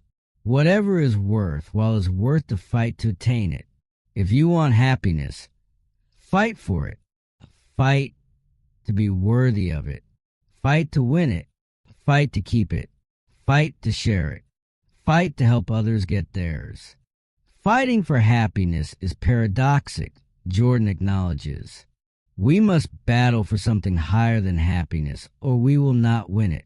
He who aims at it directly always misses it. Nature's pure brand, the real article, never has a bad aftertaste and never palls. He who is living on the higher levels, battling bravely to be at his best, placing happiness secondary to love, right? Honor, ideals, truth, unselfishness, and justice, is the one to whom it comes. Happiness is the moral Victoria Cross of life. It is an extra award given for kingship over self, a fine victory on the battlefield of self, for valor, for the good of others. The Victoria Cross, that simple cross of bronze with the words for valor, was given to soldiers and sailors and all others who proved worthy by special acts of unselfish bravery in imperative need, and of the thousands awarded this most highly prized honor. Few, if any, ever thought of it for an instant at the very hour they proved supremely worthy of it. Thrilled with sublime courage in the heat of battle, they overrode mere duty by a higher inspiration. Love for humanity made some rise to supreme heights of daring to save the lives of others, forgetting self, forgetting the fearful hazard, forgetting the spellbound spectators, forgetting all but the imperative call for instant action. Their plan was hardly conceived before its accomplishment was begun.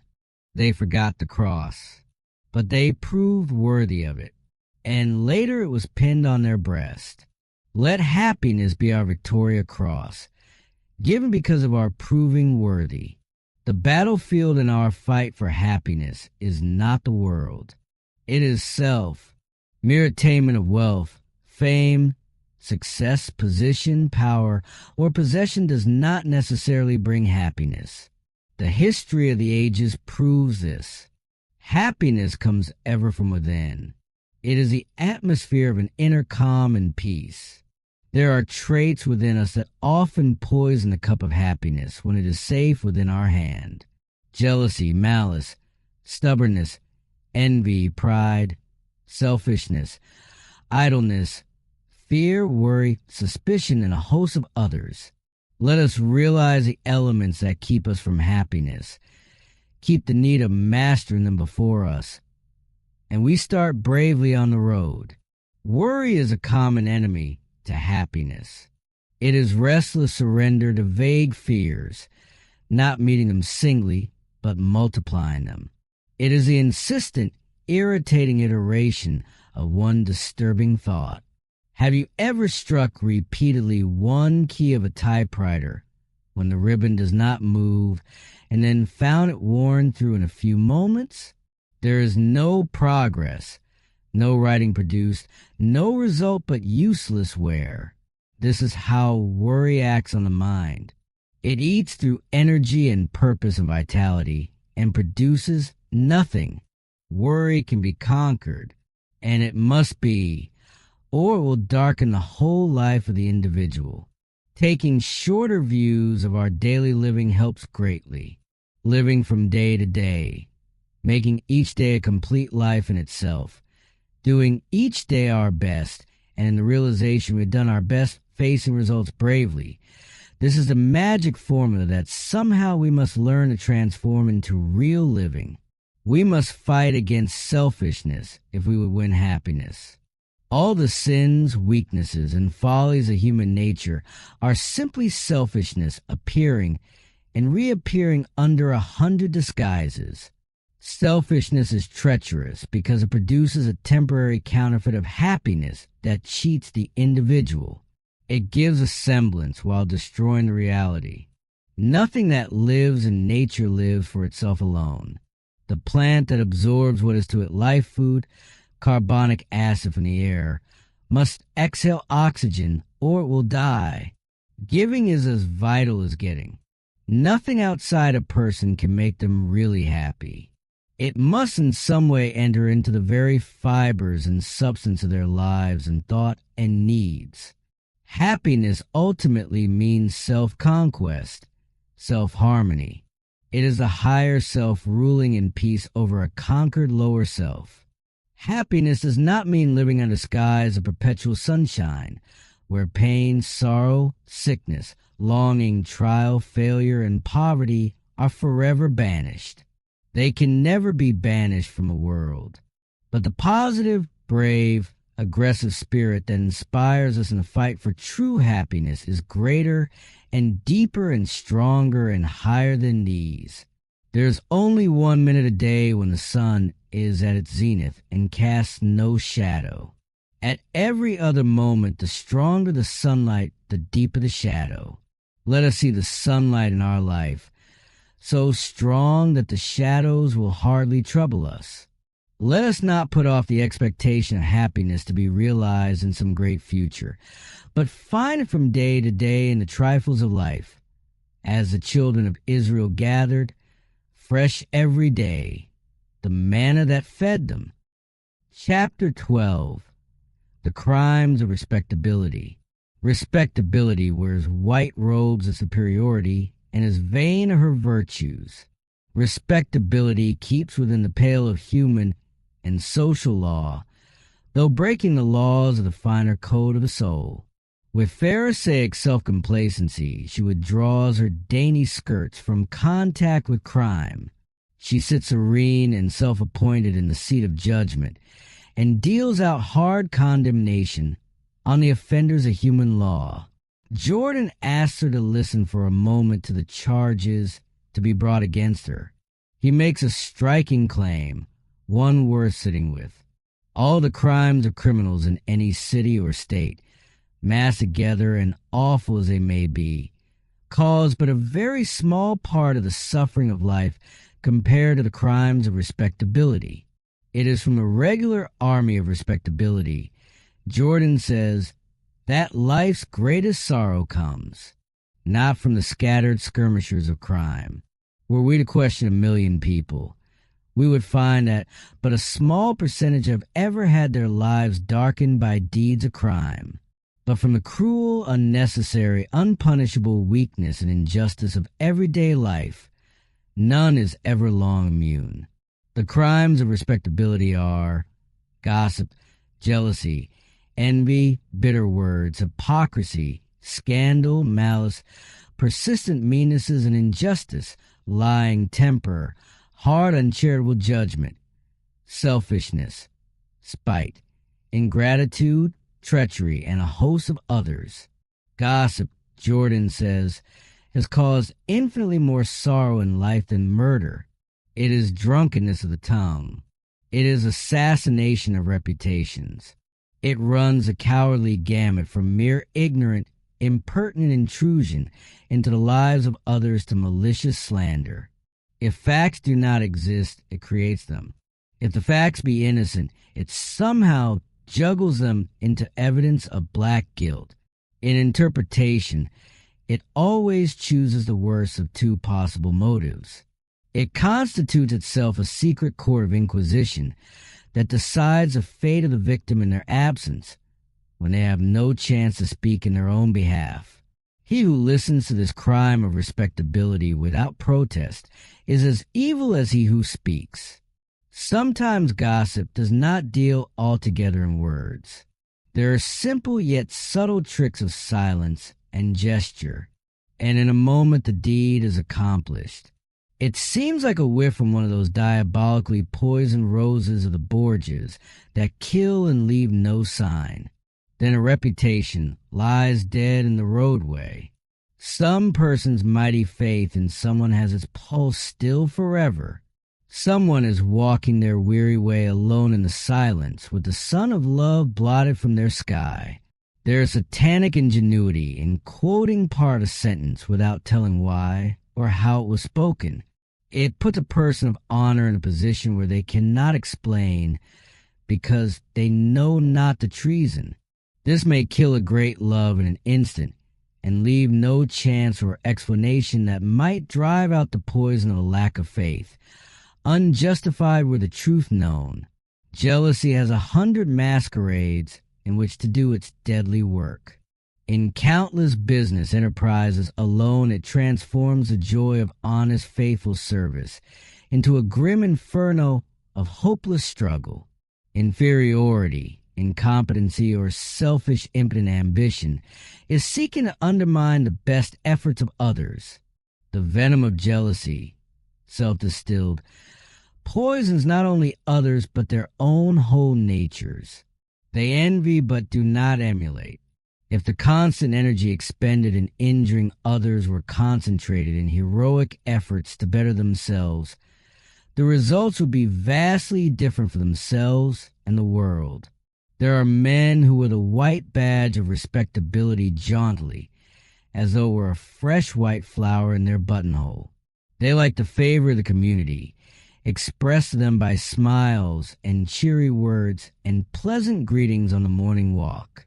They may show a different side to their families. Irritability, impatience, and a waspish mean temper that upsets a household day after day. They leave a long trail of bitter memories and rankling injustice from the breakfast table to eventide. They vent their temper on their family and on those who cannot resent it, never on a business customer or associate. Prudence, policy, and politeness forbid. When the master returns, members of the family look up questioningly to size up his mood as a farmer surveys the clouds to determine what the weather will be. And there are women in some communities with reputations that are spotless as the world standard goes. Those who know them best know they are narrow and bigoted, hard and uncharitable in their judgments, unforgiving, selfish, and bitter. Their very influence is blighting.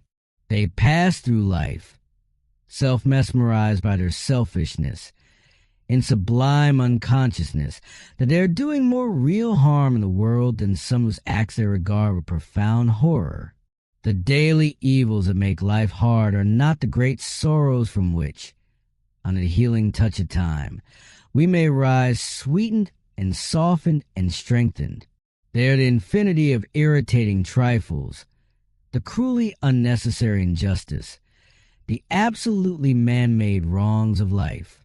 A large part of the evils in life is preventable, some by the individual alone. Why do we not prevent them? Man longs to learn the secrets of the infinite in the universe, as though it would change his whole life. If a person is not true to what they know, they are not ready to know more. If we are human, with the dignity of our powers and privileges and possibilities, let us just live like human beings. There was in the army of Alexander the Great a soldier who, although he bore the very name of the great conqueror, was in his heart a coward. And Alexander in great anger commanded this man, either give up my name or follow my example. Living up to our privileges means living up to our name. Anything less means failure. If for a single week in any city each individual were to say each morning, today no one in the world shall have even 1 second darkened by any act of mine, and live it, that city would be transformed and glorified. Even that would mean only negative goodness, only the avoidance of evil. But the burden of life would be lifted. The heavens would almost open and be visible. Then in an atmosphere warm with the radiant glow of love and brotherhood, we could almost hear the faint rustle of the wings of peace, ushering in the millennium on this world of ours. Chapter 13. Optimism That Really Counts. Optimism is the sunshine of the soul, radiated in action. It is true religion as a living, compelling fact, not a mere theory. It is sturdy confidence that right must triumph, united a tireless courage to make it triumph. Optimism, Jordan says, is the finest weapon in the armory of the individual. It unifies all the aggressive, undaunted virtues of strength into a force and an inspiration. It means fighting for or with the battalions of right and love and justice and truth, with determination to win. True optimism is something more than a continuous performance of hope. It is the joy of living made an actual fact. It means seeking the best, living the best, doing the best. It means focusing all that is highest in our character to meet conditions, merely thinking, hoping, and trusting that somehow, somewhere, someone, things will come out right while we do nothing to make them come out right is sunstruck folly. It is a hammock philosophy for a sultry day when you are too drowsy to think. No farmer outside the pages of the Arabian Nights would expect nature alone to seed and fertilize and plow his fields and harvest his crops and put them in his barns without any human help whatever but his thinking.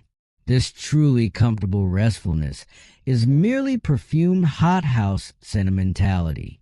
It dulls moral energy and deadens purpose. It is opiatism, not optimism. It is only mental or moral laziness, wearing a rainbow robe of beautiful confidence. It may give a temporary fictitious strength to character, but is ever revealed as weakness in a crisis. There's a light, jaunty, bubbling, carefree humor that takes the low fences of petty worries neatly and gracefully. It smiles nonchalantly because it has never seen real trouble. This lighter-weight philosophy usually wilts at the first touch of real sorrow, grief, and loss, like a straw hat meeting a sudden rainstorm. This is a sort of kindergarten optimism that sees only the sun untouched by clouds. Real optimism knows the sun is ever shining, despite the dark, heavy clouds that may obscure it. It knows that darkness is ever the herald and messenger of dawn, the new illumination and inspiration that must come. True optimism seeks to live in the broad sunlight when it can, and to rest serene and confident of the outcome when all seems dark. Cheerfulness, Jordan distinguishes, has done much good. It has been stimulating and kindly and helpful. It prevents sorrow and worry and deep grief from becoming contagious.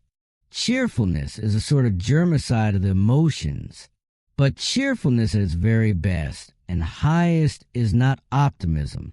It has never the full, free completeness, finality, and depth of optimism. Cheerfulness may be a blossom of which optimism is the plant. Cheerfulness may be refreshing rills of which optimism is the fountain. Cheerfulness may be a smile on the face. Optimism is the smile on the heart when one is fighting hardest. Cheerfulness may be the gentle, bubbling voice of a hopeful temperament.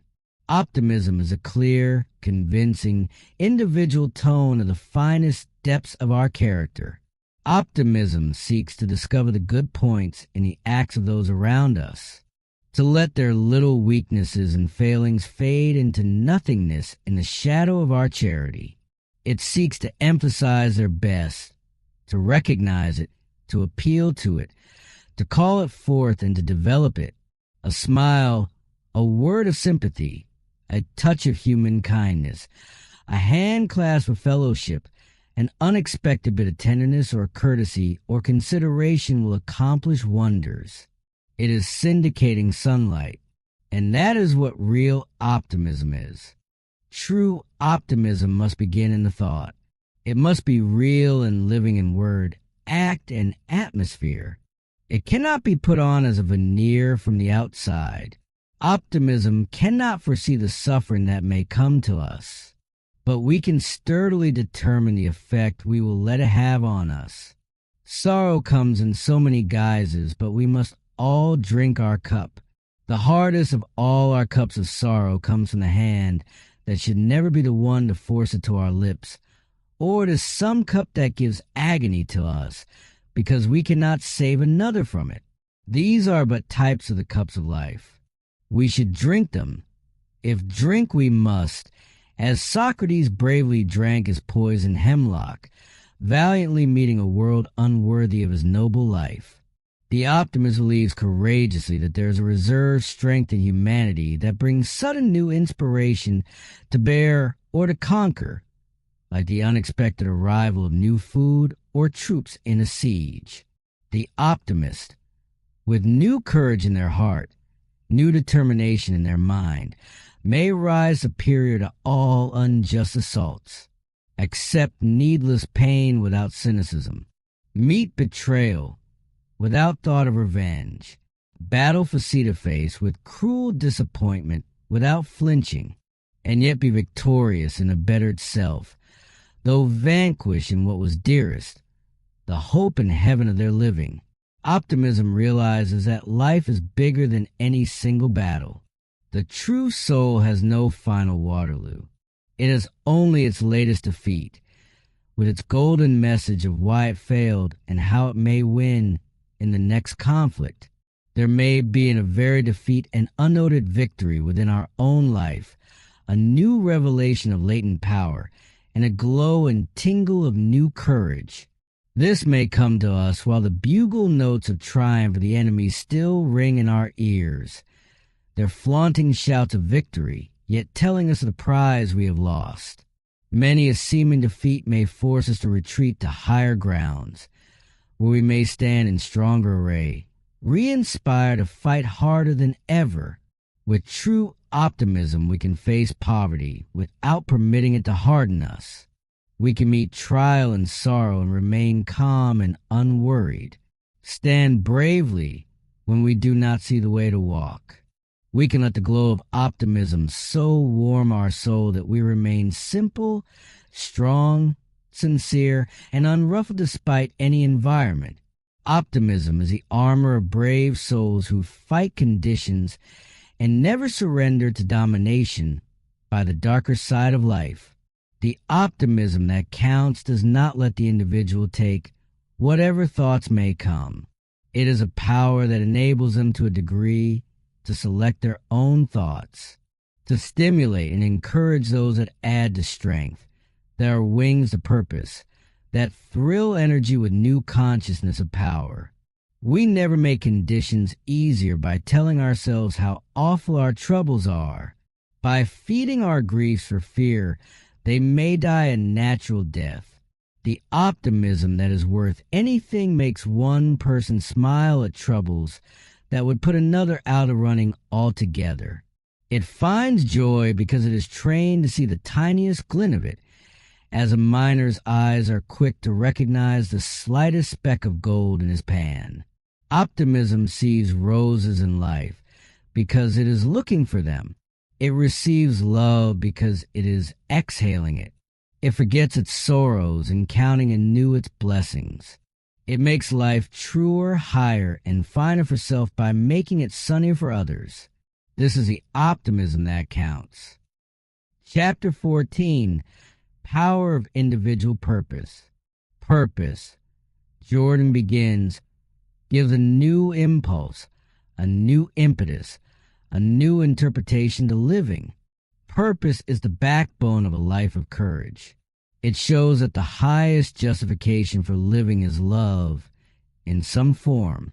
It may be for a cause, a country, an ideal, a family, or an individual.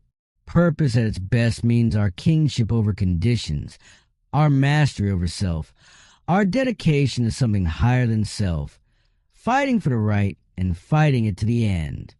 Purpose makes a person their own second creator. By it, they can make themselves largely what they will. They can choose their own realm. They can live contentedly in the mud of low desires like a lizard, or sweep boldly high in the pure, inspiring, bracing air of noble ideals, like an eagle rightfully claiming the mountaintops as its own. If our aim be low, mean, and selfish, bringing out all that is weakness in our nature, and ambition that betrays its method in the despicable things employed to attain it, it is unworthy of our crown of individuality. Low purpose makes us experts in petty sophistries. It kills natural sweetness and kindness. It raises the moral temperature to a fever heat of indifference and lowers the vitality of all our higher living. Purpose makes a person a crusader for something. They seem to grow greater before our eyes in their efforts to reach and grasp the cross of some ideal, though it may seem to us unattainable, when the inspiration and glow of the struggle itself means more to them than even a crown of victory. Purpose is conscious, continuous concentration to attain an end. Before it can be greatest, there must be union and unity, body, mind, heart, and soul acting together, as the essence of many flowers may be fused into a single perfume. To many of us, the great eagles of purpose of the world's exalted ones may be impossible in our present conditions. We may be bound by duties, cares, burdens, the daily problem of mere living that make great deeds difficult. But we can all have purpose and should have it, and should live to it at its best. We must finally be judged not by attainments, but by the ideals and motives that inspired them. There is one purpose that no one is too humble to live by. It is faithfulness in little things. It may be only a new impetus of loyalty, trustfulness, and watchfulness in our daily duties. Employers find great difficulty in getting this very faithfulness in little things. Many of those paid for service are only eye servants. They are listless, lazy, and irritably languid except when off duty. They regard repeated instructions with an airy nonchalance that is indifferent and impertinent. They forget everything except some trifle of personal interest, which is tattooed into their memory. They collapse under the slightest strain of responsibility, like an intoxicated man leaning against an imaginary post. Workers such as these consider merely getting a maximum paycheck at a minimum expense of mental or physical energy. They wonder why some other workers retained or promoted while they are sure they have worked just as long as that person each day. They forget they have not worked as wide or as deep. They overlook these two other dimensions. It is the plus of purpose, consecrated to doing daily one's best with a constantly added increase of ability. That makes the real difference. The conquest of a weakness in character, the acquirement of a new language, a concentrated attempt to be of greater usefulness to others in some way. These may be but purpose in a small way. Purpose unites the separate days of our living by the thread of continuity. As scattered beads form a necklace by the golden strand running through them. A mother may make even the care of her home and her family a real purpose if she puts into her labors the best that is in her. Ever realizing she has her crown of individuality, she must never forget. Many people in this life, people of position, power, wealth, and opportunity, are merely drifting. They are not victors of their course, but victims of the current. They live, but have no definite purpose in living. In easy-going, careless, free way they are carried along by the tides of life, with no self-consciousness that they are drifters. Some of them do know to find great evil, but no real good. Man does not drift into goodness, as the chance port of an aimless voyage. He must fight ever for his destination, ready to battle with calmness and constant courage against fog, darkness, adverse winds, and dangers that should only inspire to greater effort. There is hardly any peril of the sea more dreaded by mariners than a derelict. It carries no lights, no passengers, no rudder, no pilot, no crew. It is bound nowhere, carrying no cargo, to no port. Helpless in itself. It is a menace to all others. Human derelicts are those ignored as hopeless by others, but they were first deserted by themselves. Lack of definite real purpose is the royal road to drifting, desertion, and derelict. The great thing in life is not in realizing a purpose, but in fighting for it. If we feel the possibilities of a great work looming large before us and impelling us to action, it is our duty to consecrate ourselves to it.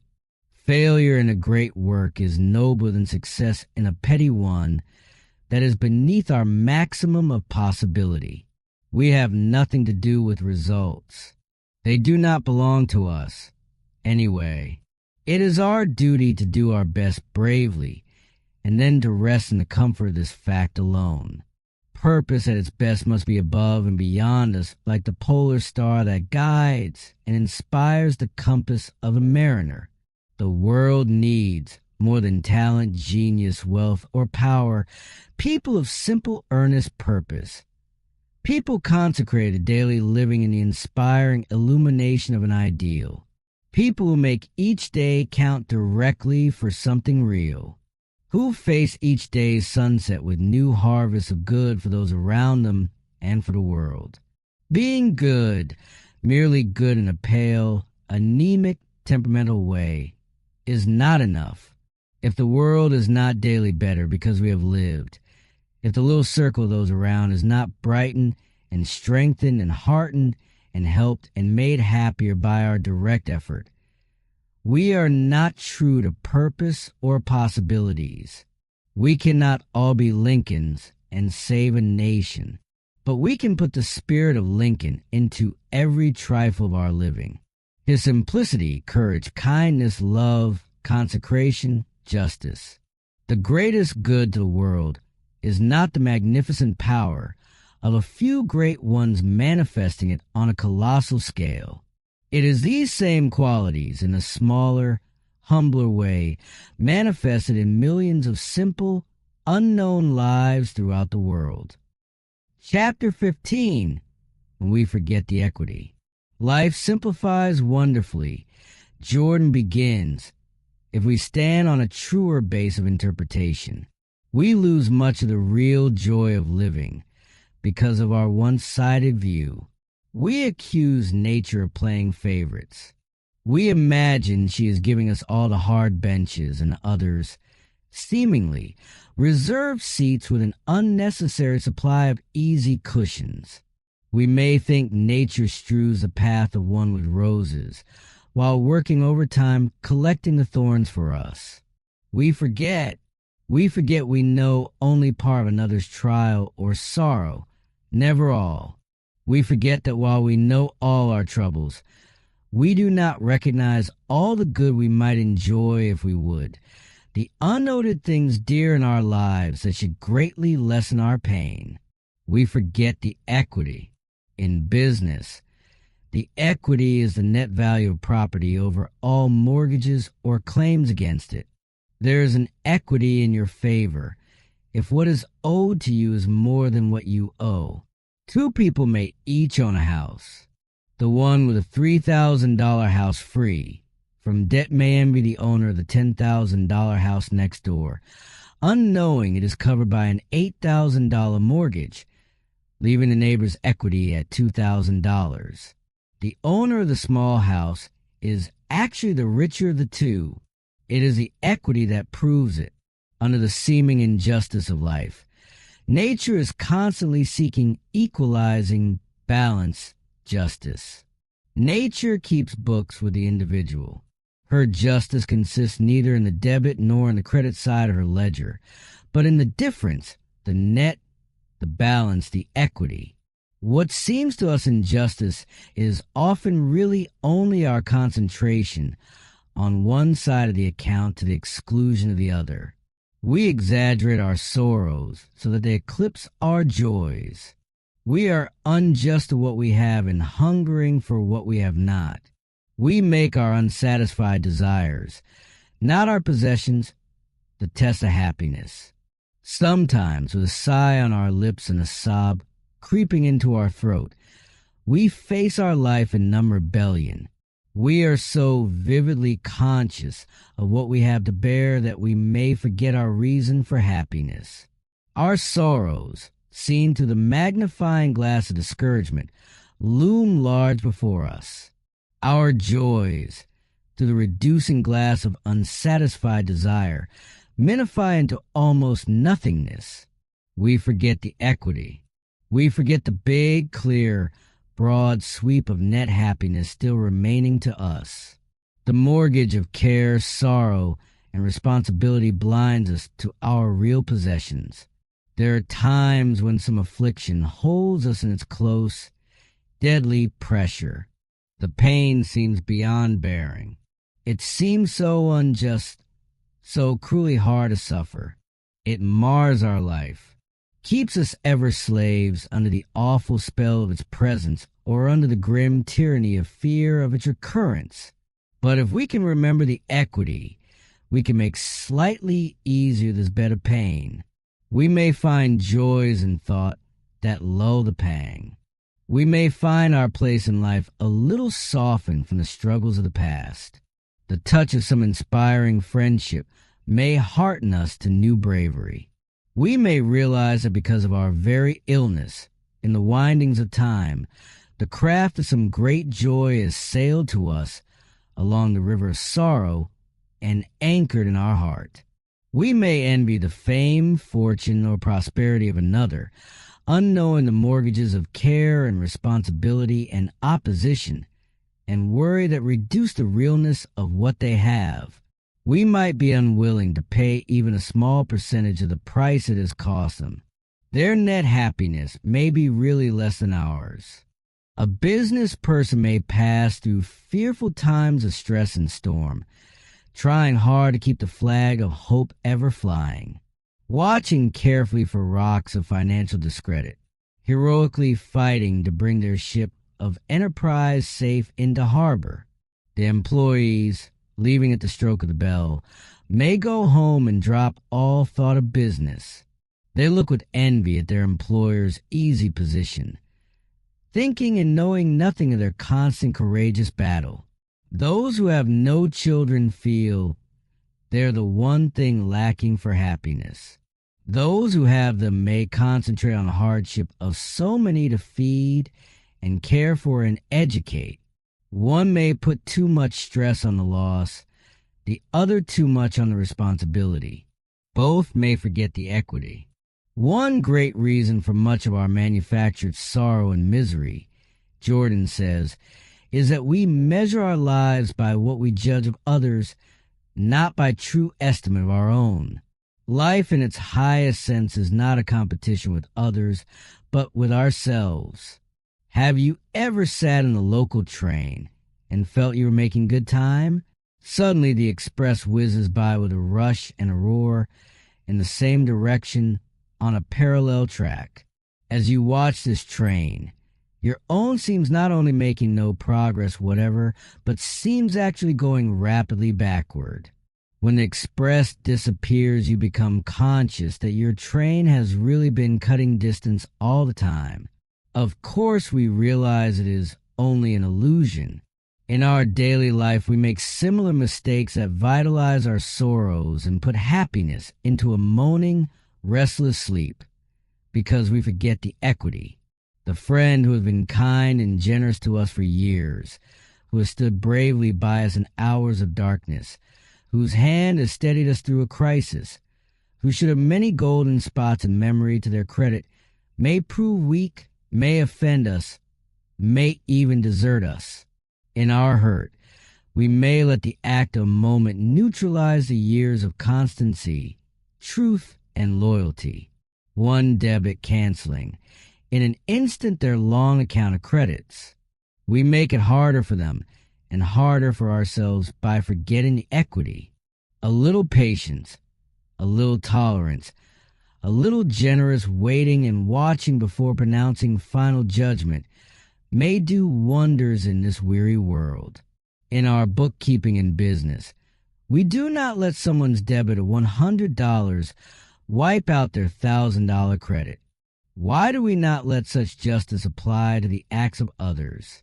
It may be the Infinite will finally judge us this way, that he will regard no single black act as being our whole life, that he will judge us by our equity, letting good impulses, high motives, faithfulness in little things, true unselfishness, brotherly love, kindness, and exalted ideals balance and offset and neutralize many of the acts of our human weakness, as we, in our poor human recognition of justice, permit a payment on account to cancel part of a debt.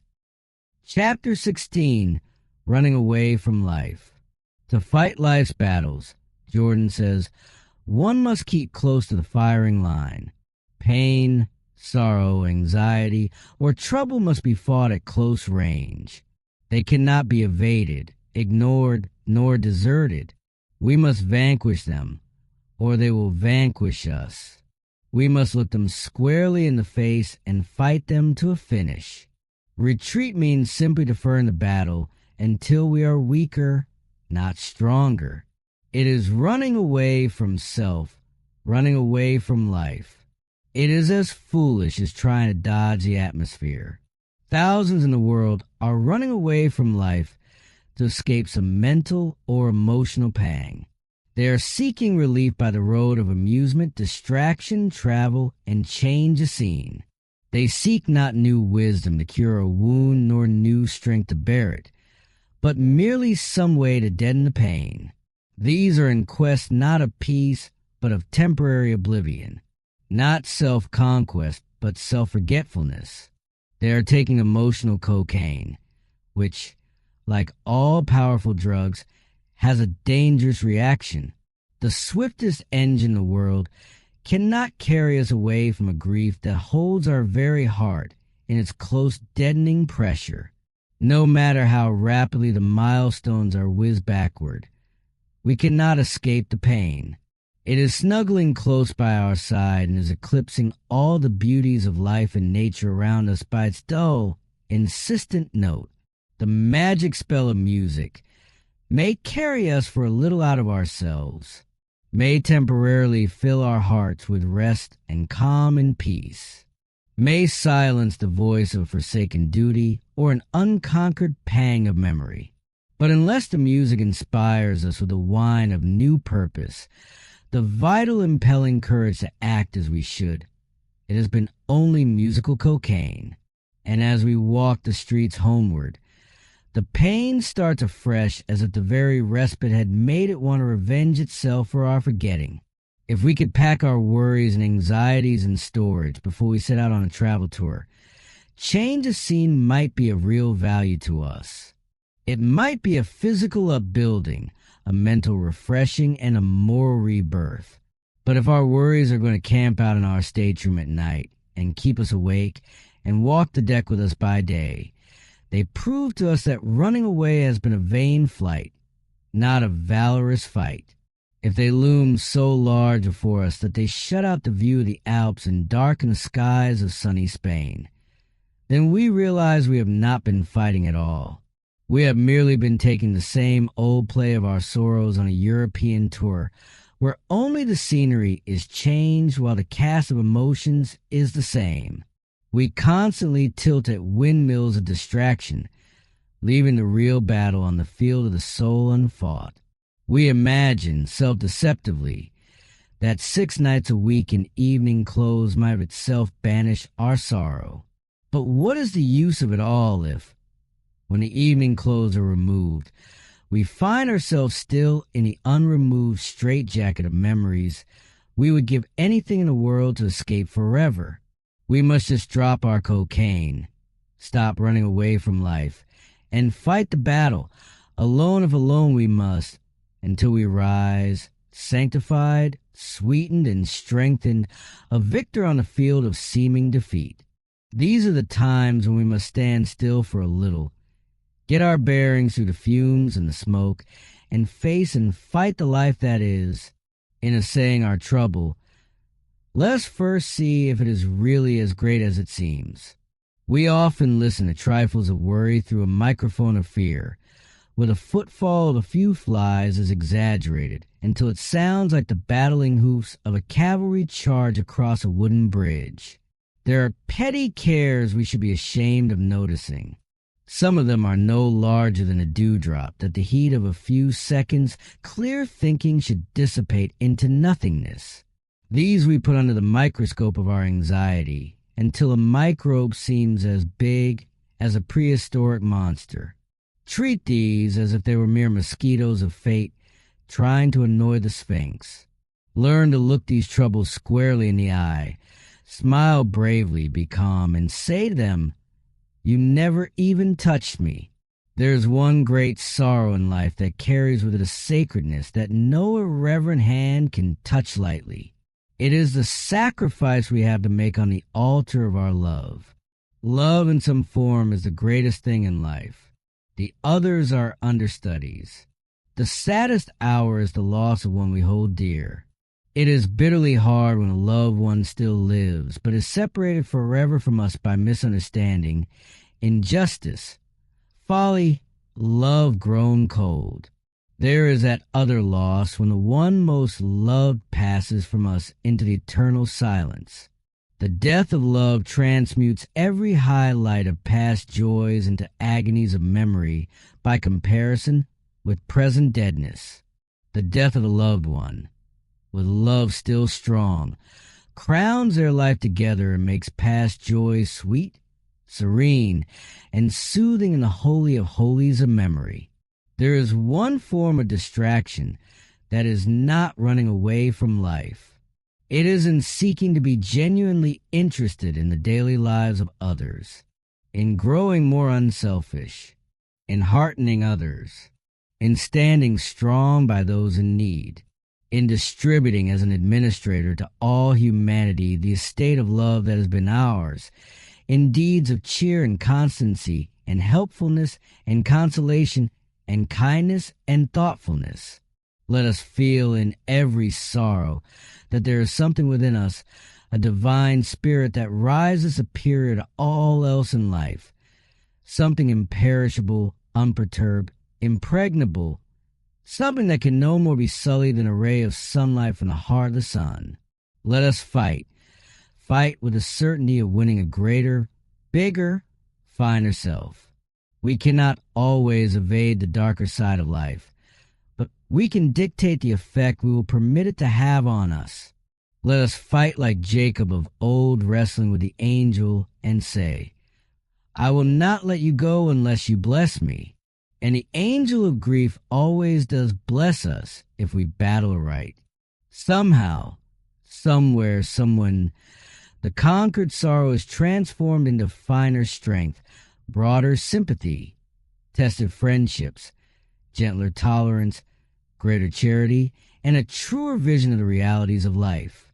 If our sorrow be inevitable, we must bear it bravely, so that we may bear it easier. If we can get salvage of hope from the wreck of failure, we are lessening the loss. Fight must help, flight never. Our environment is so largely the radiation of our individuality that we can never truly desert it. Running away from life is merely a coward's useless alibi. Chapter 17. The Dark Valley of Prosperity. The great test of individual character is not struggle, but attainment, not failure, but success, not adversity, but prosperity. When nature wants to put a person to the third degree, Jordan tells us, she places near them their laurel wreaths of victory. She megaphones to them the world's plaudits of success. She parades stacks of newspaper clippings with their portraits. She clinks their money bags in their ears, and she tells them confidentially of the world-changing power of their influence. She smiles on them kindly and murmurs, poor fellow, is he able to stand it? Then she sends them for their test through the dark valley of prosperity. Few pass through it immune. Few acquire no perversion of mind. Few escape fractures of ideals or new dents in character. But when one, through it all, remains just as good and simple and lovable as when they began the trip, remains kindly and sincere and strong and sympathetic and unspoiled, nature is glad indeed to admit she has found a real person, a big person, a great person.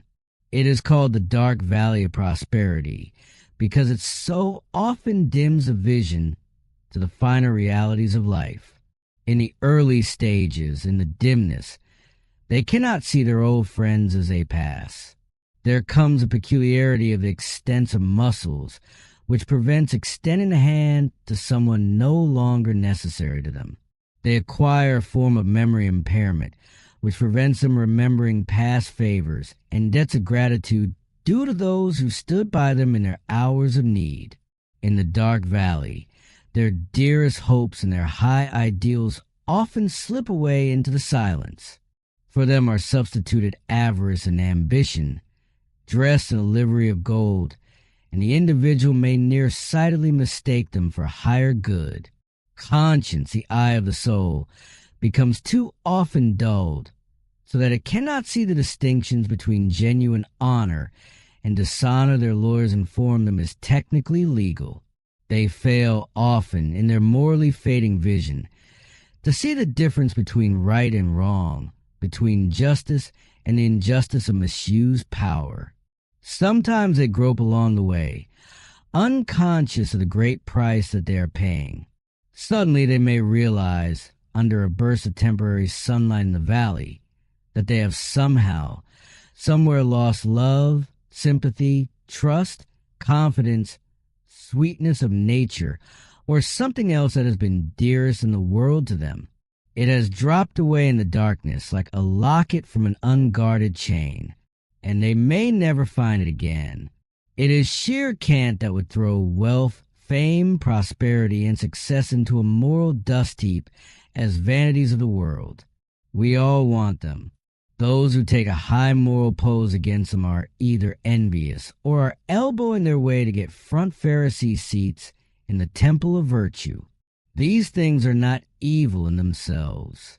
They are great powers for good, but they are not life's greatest. They are less than the real joys like love, that no money can buy. Their wrong is when acquired by a sacrifice of truth, honor, justice, or the real virtues of life, or when they are misused or consecrated to the selfish side of living. Their danger is in the corrupting effect the individual can hardly ever keep them from having. Poverty, struggle, failure, and adversity are not themselves passports to saintship. They have their own hard, bitter temptations to meet face to face. But their temptations are usually direct, bold, clearly defined, and their joys require so little. The tempting tests of prosperity come in subtle phases, gilded, perfumed, masking in deceptive guise. Poverty knows the word stealing. Wealth may think of financing. Poverty knows envy of another's possessions. Wealth may assume taking a manufacturing plant as a good business deal, and then, by some strange sophistry, justify itself by declaring they will do better for the people. Poverty usually sees evil in its aggressive, hardest phases. Prosperity may find it hidden and unsuspected, like Cleopatra's SP in a bouquet of flowers. For one who can stand prosperity, says Carlyle, 100 can stand adversity. A very slight drop of the acid of prosperity will begin the revelation of character of the person who is not big enough to be simple. The slightest elevation in position, the least new good fortune, some temporary elation may reveal it. Have you ever noticed a person who has made a bit of a success in the city and returns for a week to their native village? They say they have come back to see the folks, but it is really to have the folks see them.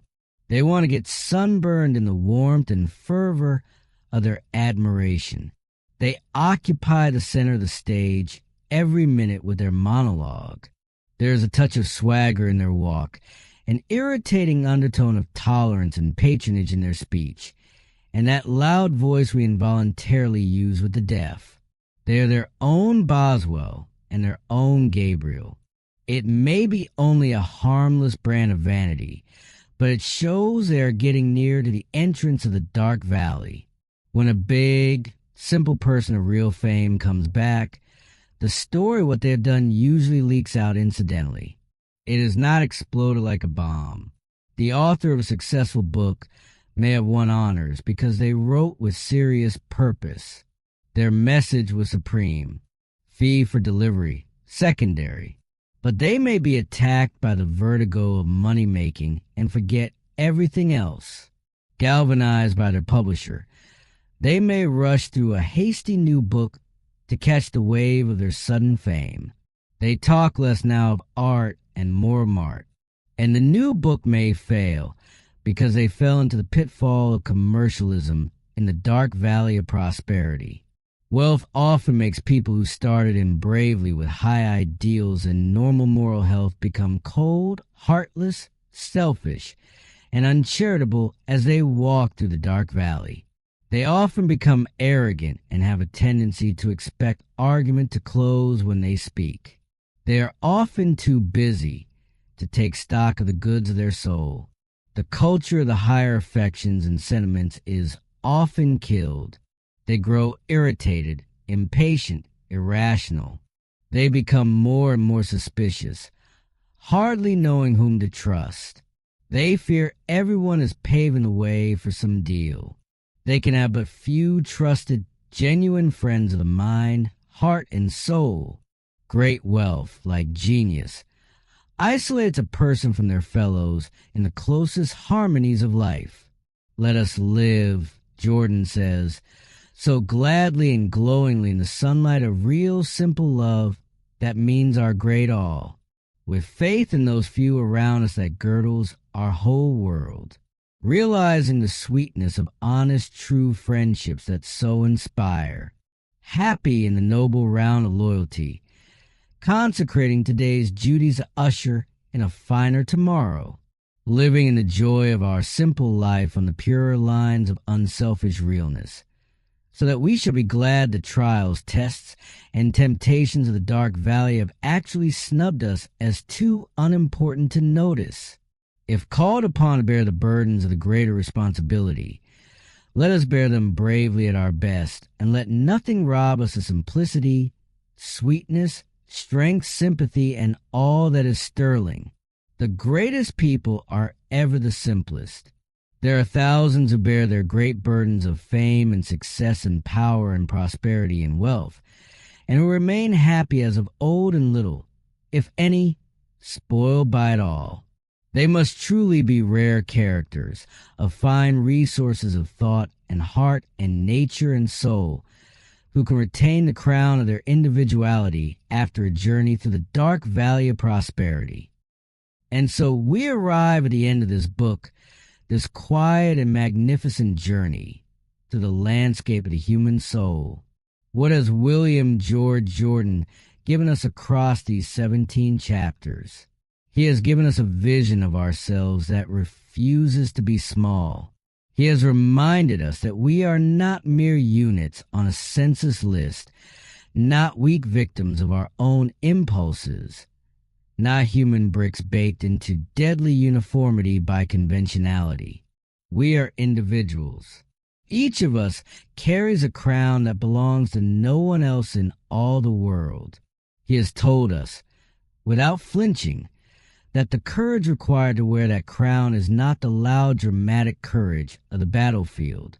It is the quiet, daily, unfashionable courage of doing right when no one is watching, of telling the truth when a convenient lie is available, of forgiving when bitterness would be easier, of fighting on when every visible sign says stop.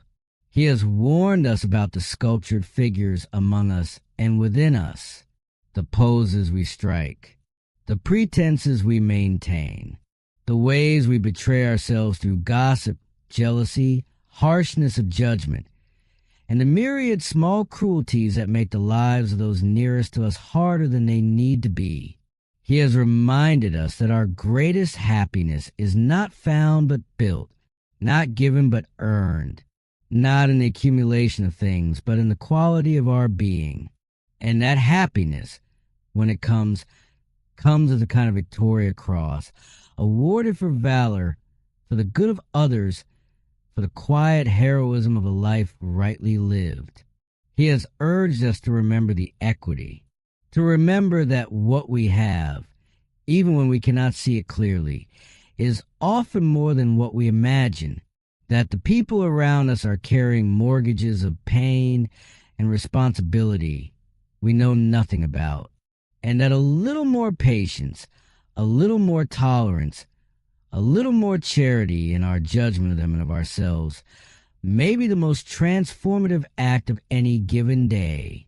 He has spoken of forgetting as an art, of running toward life rather than away from it, of purpose as a thread that holds the scattered beads of our days into something coherent, something beautiful, something worth having lived.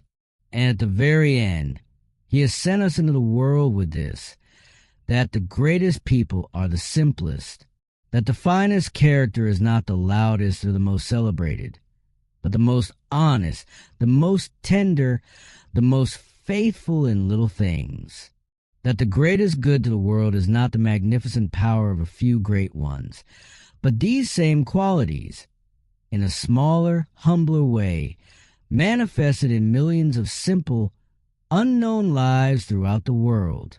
You are one of those lives. So am I. And today, in whatever small way we choose, we can begin to reign and to rule, where the crown, it has always belonged to you.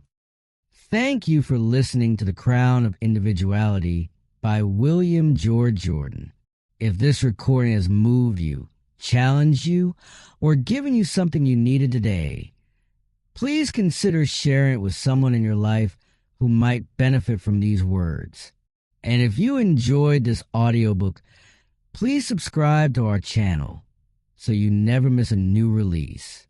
Your subscription helps us continue bringing timeless works like this one to new listeners who need them.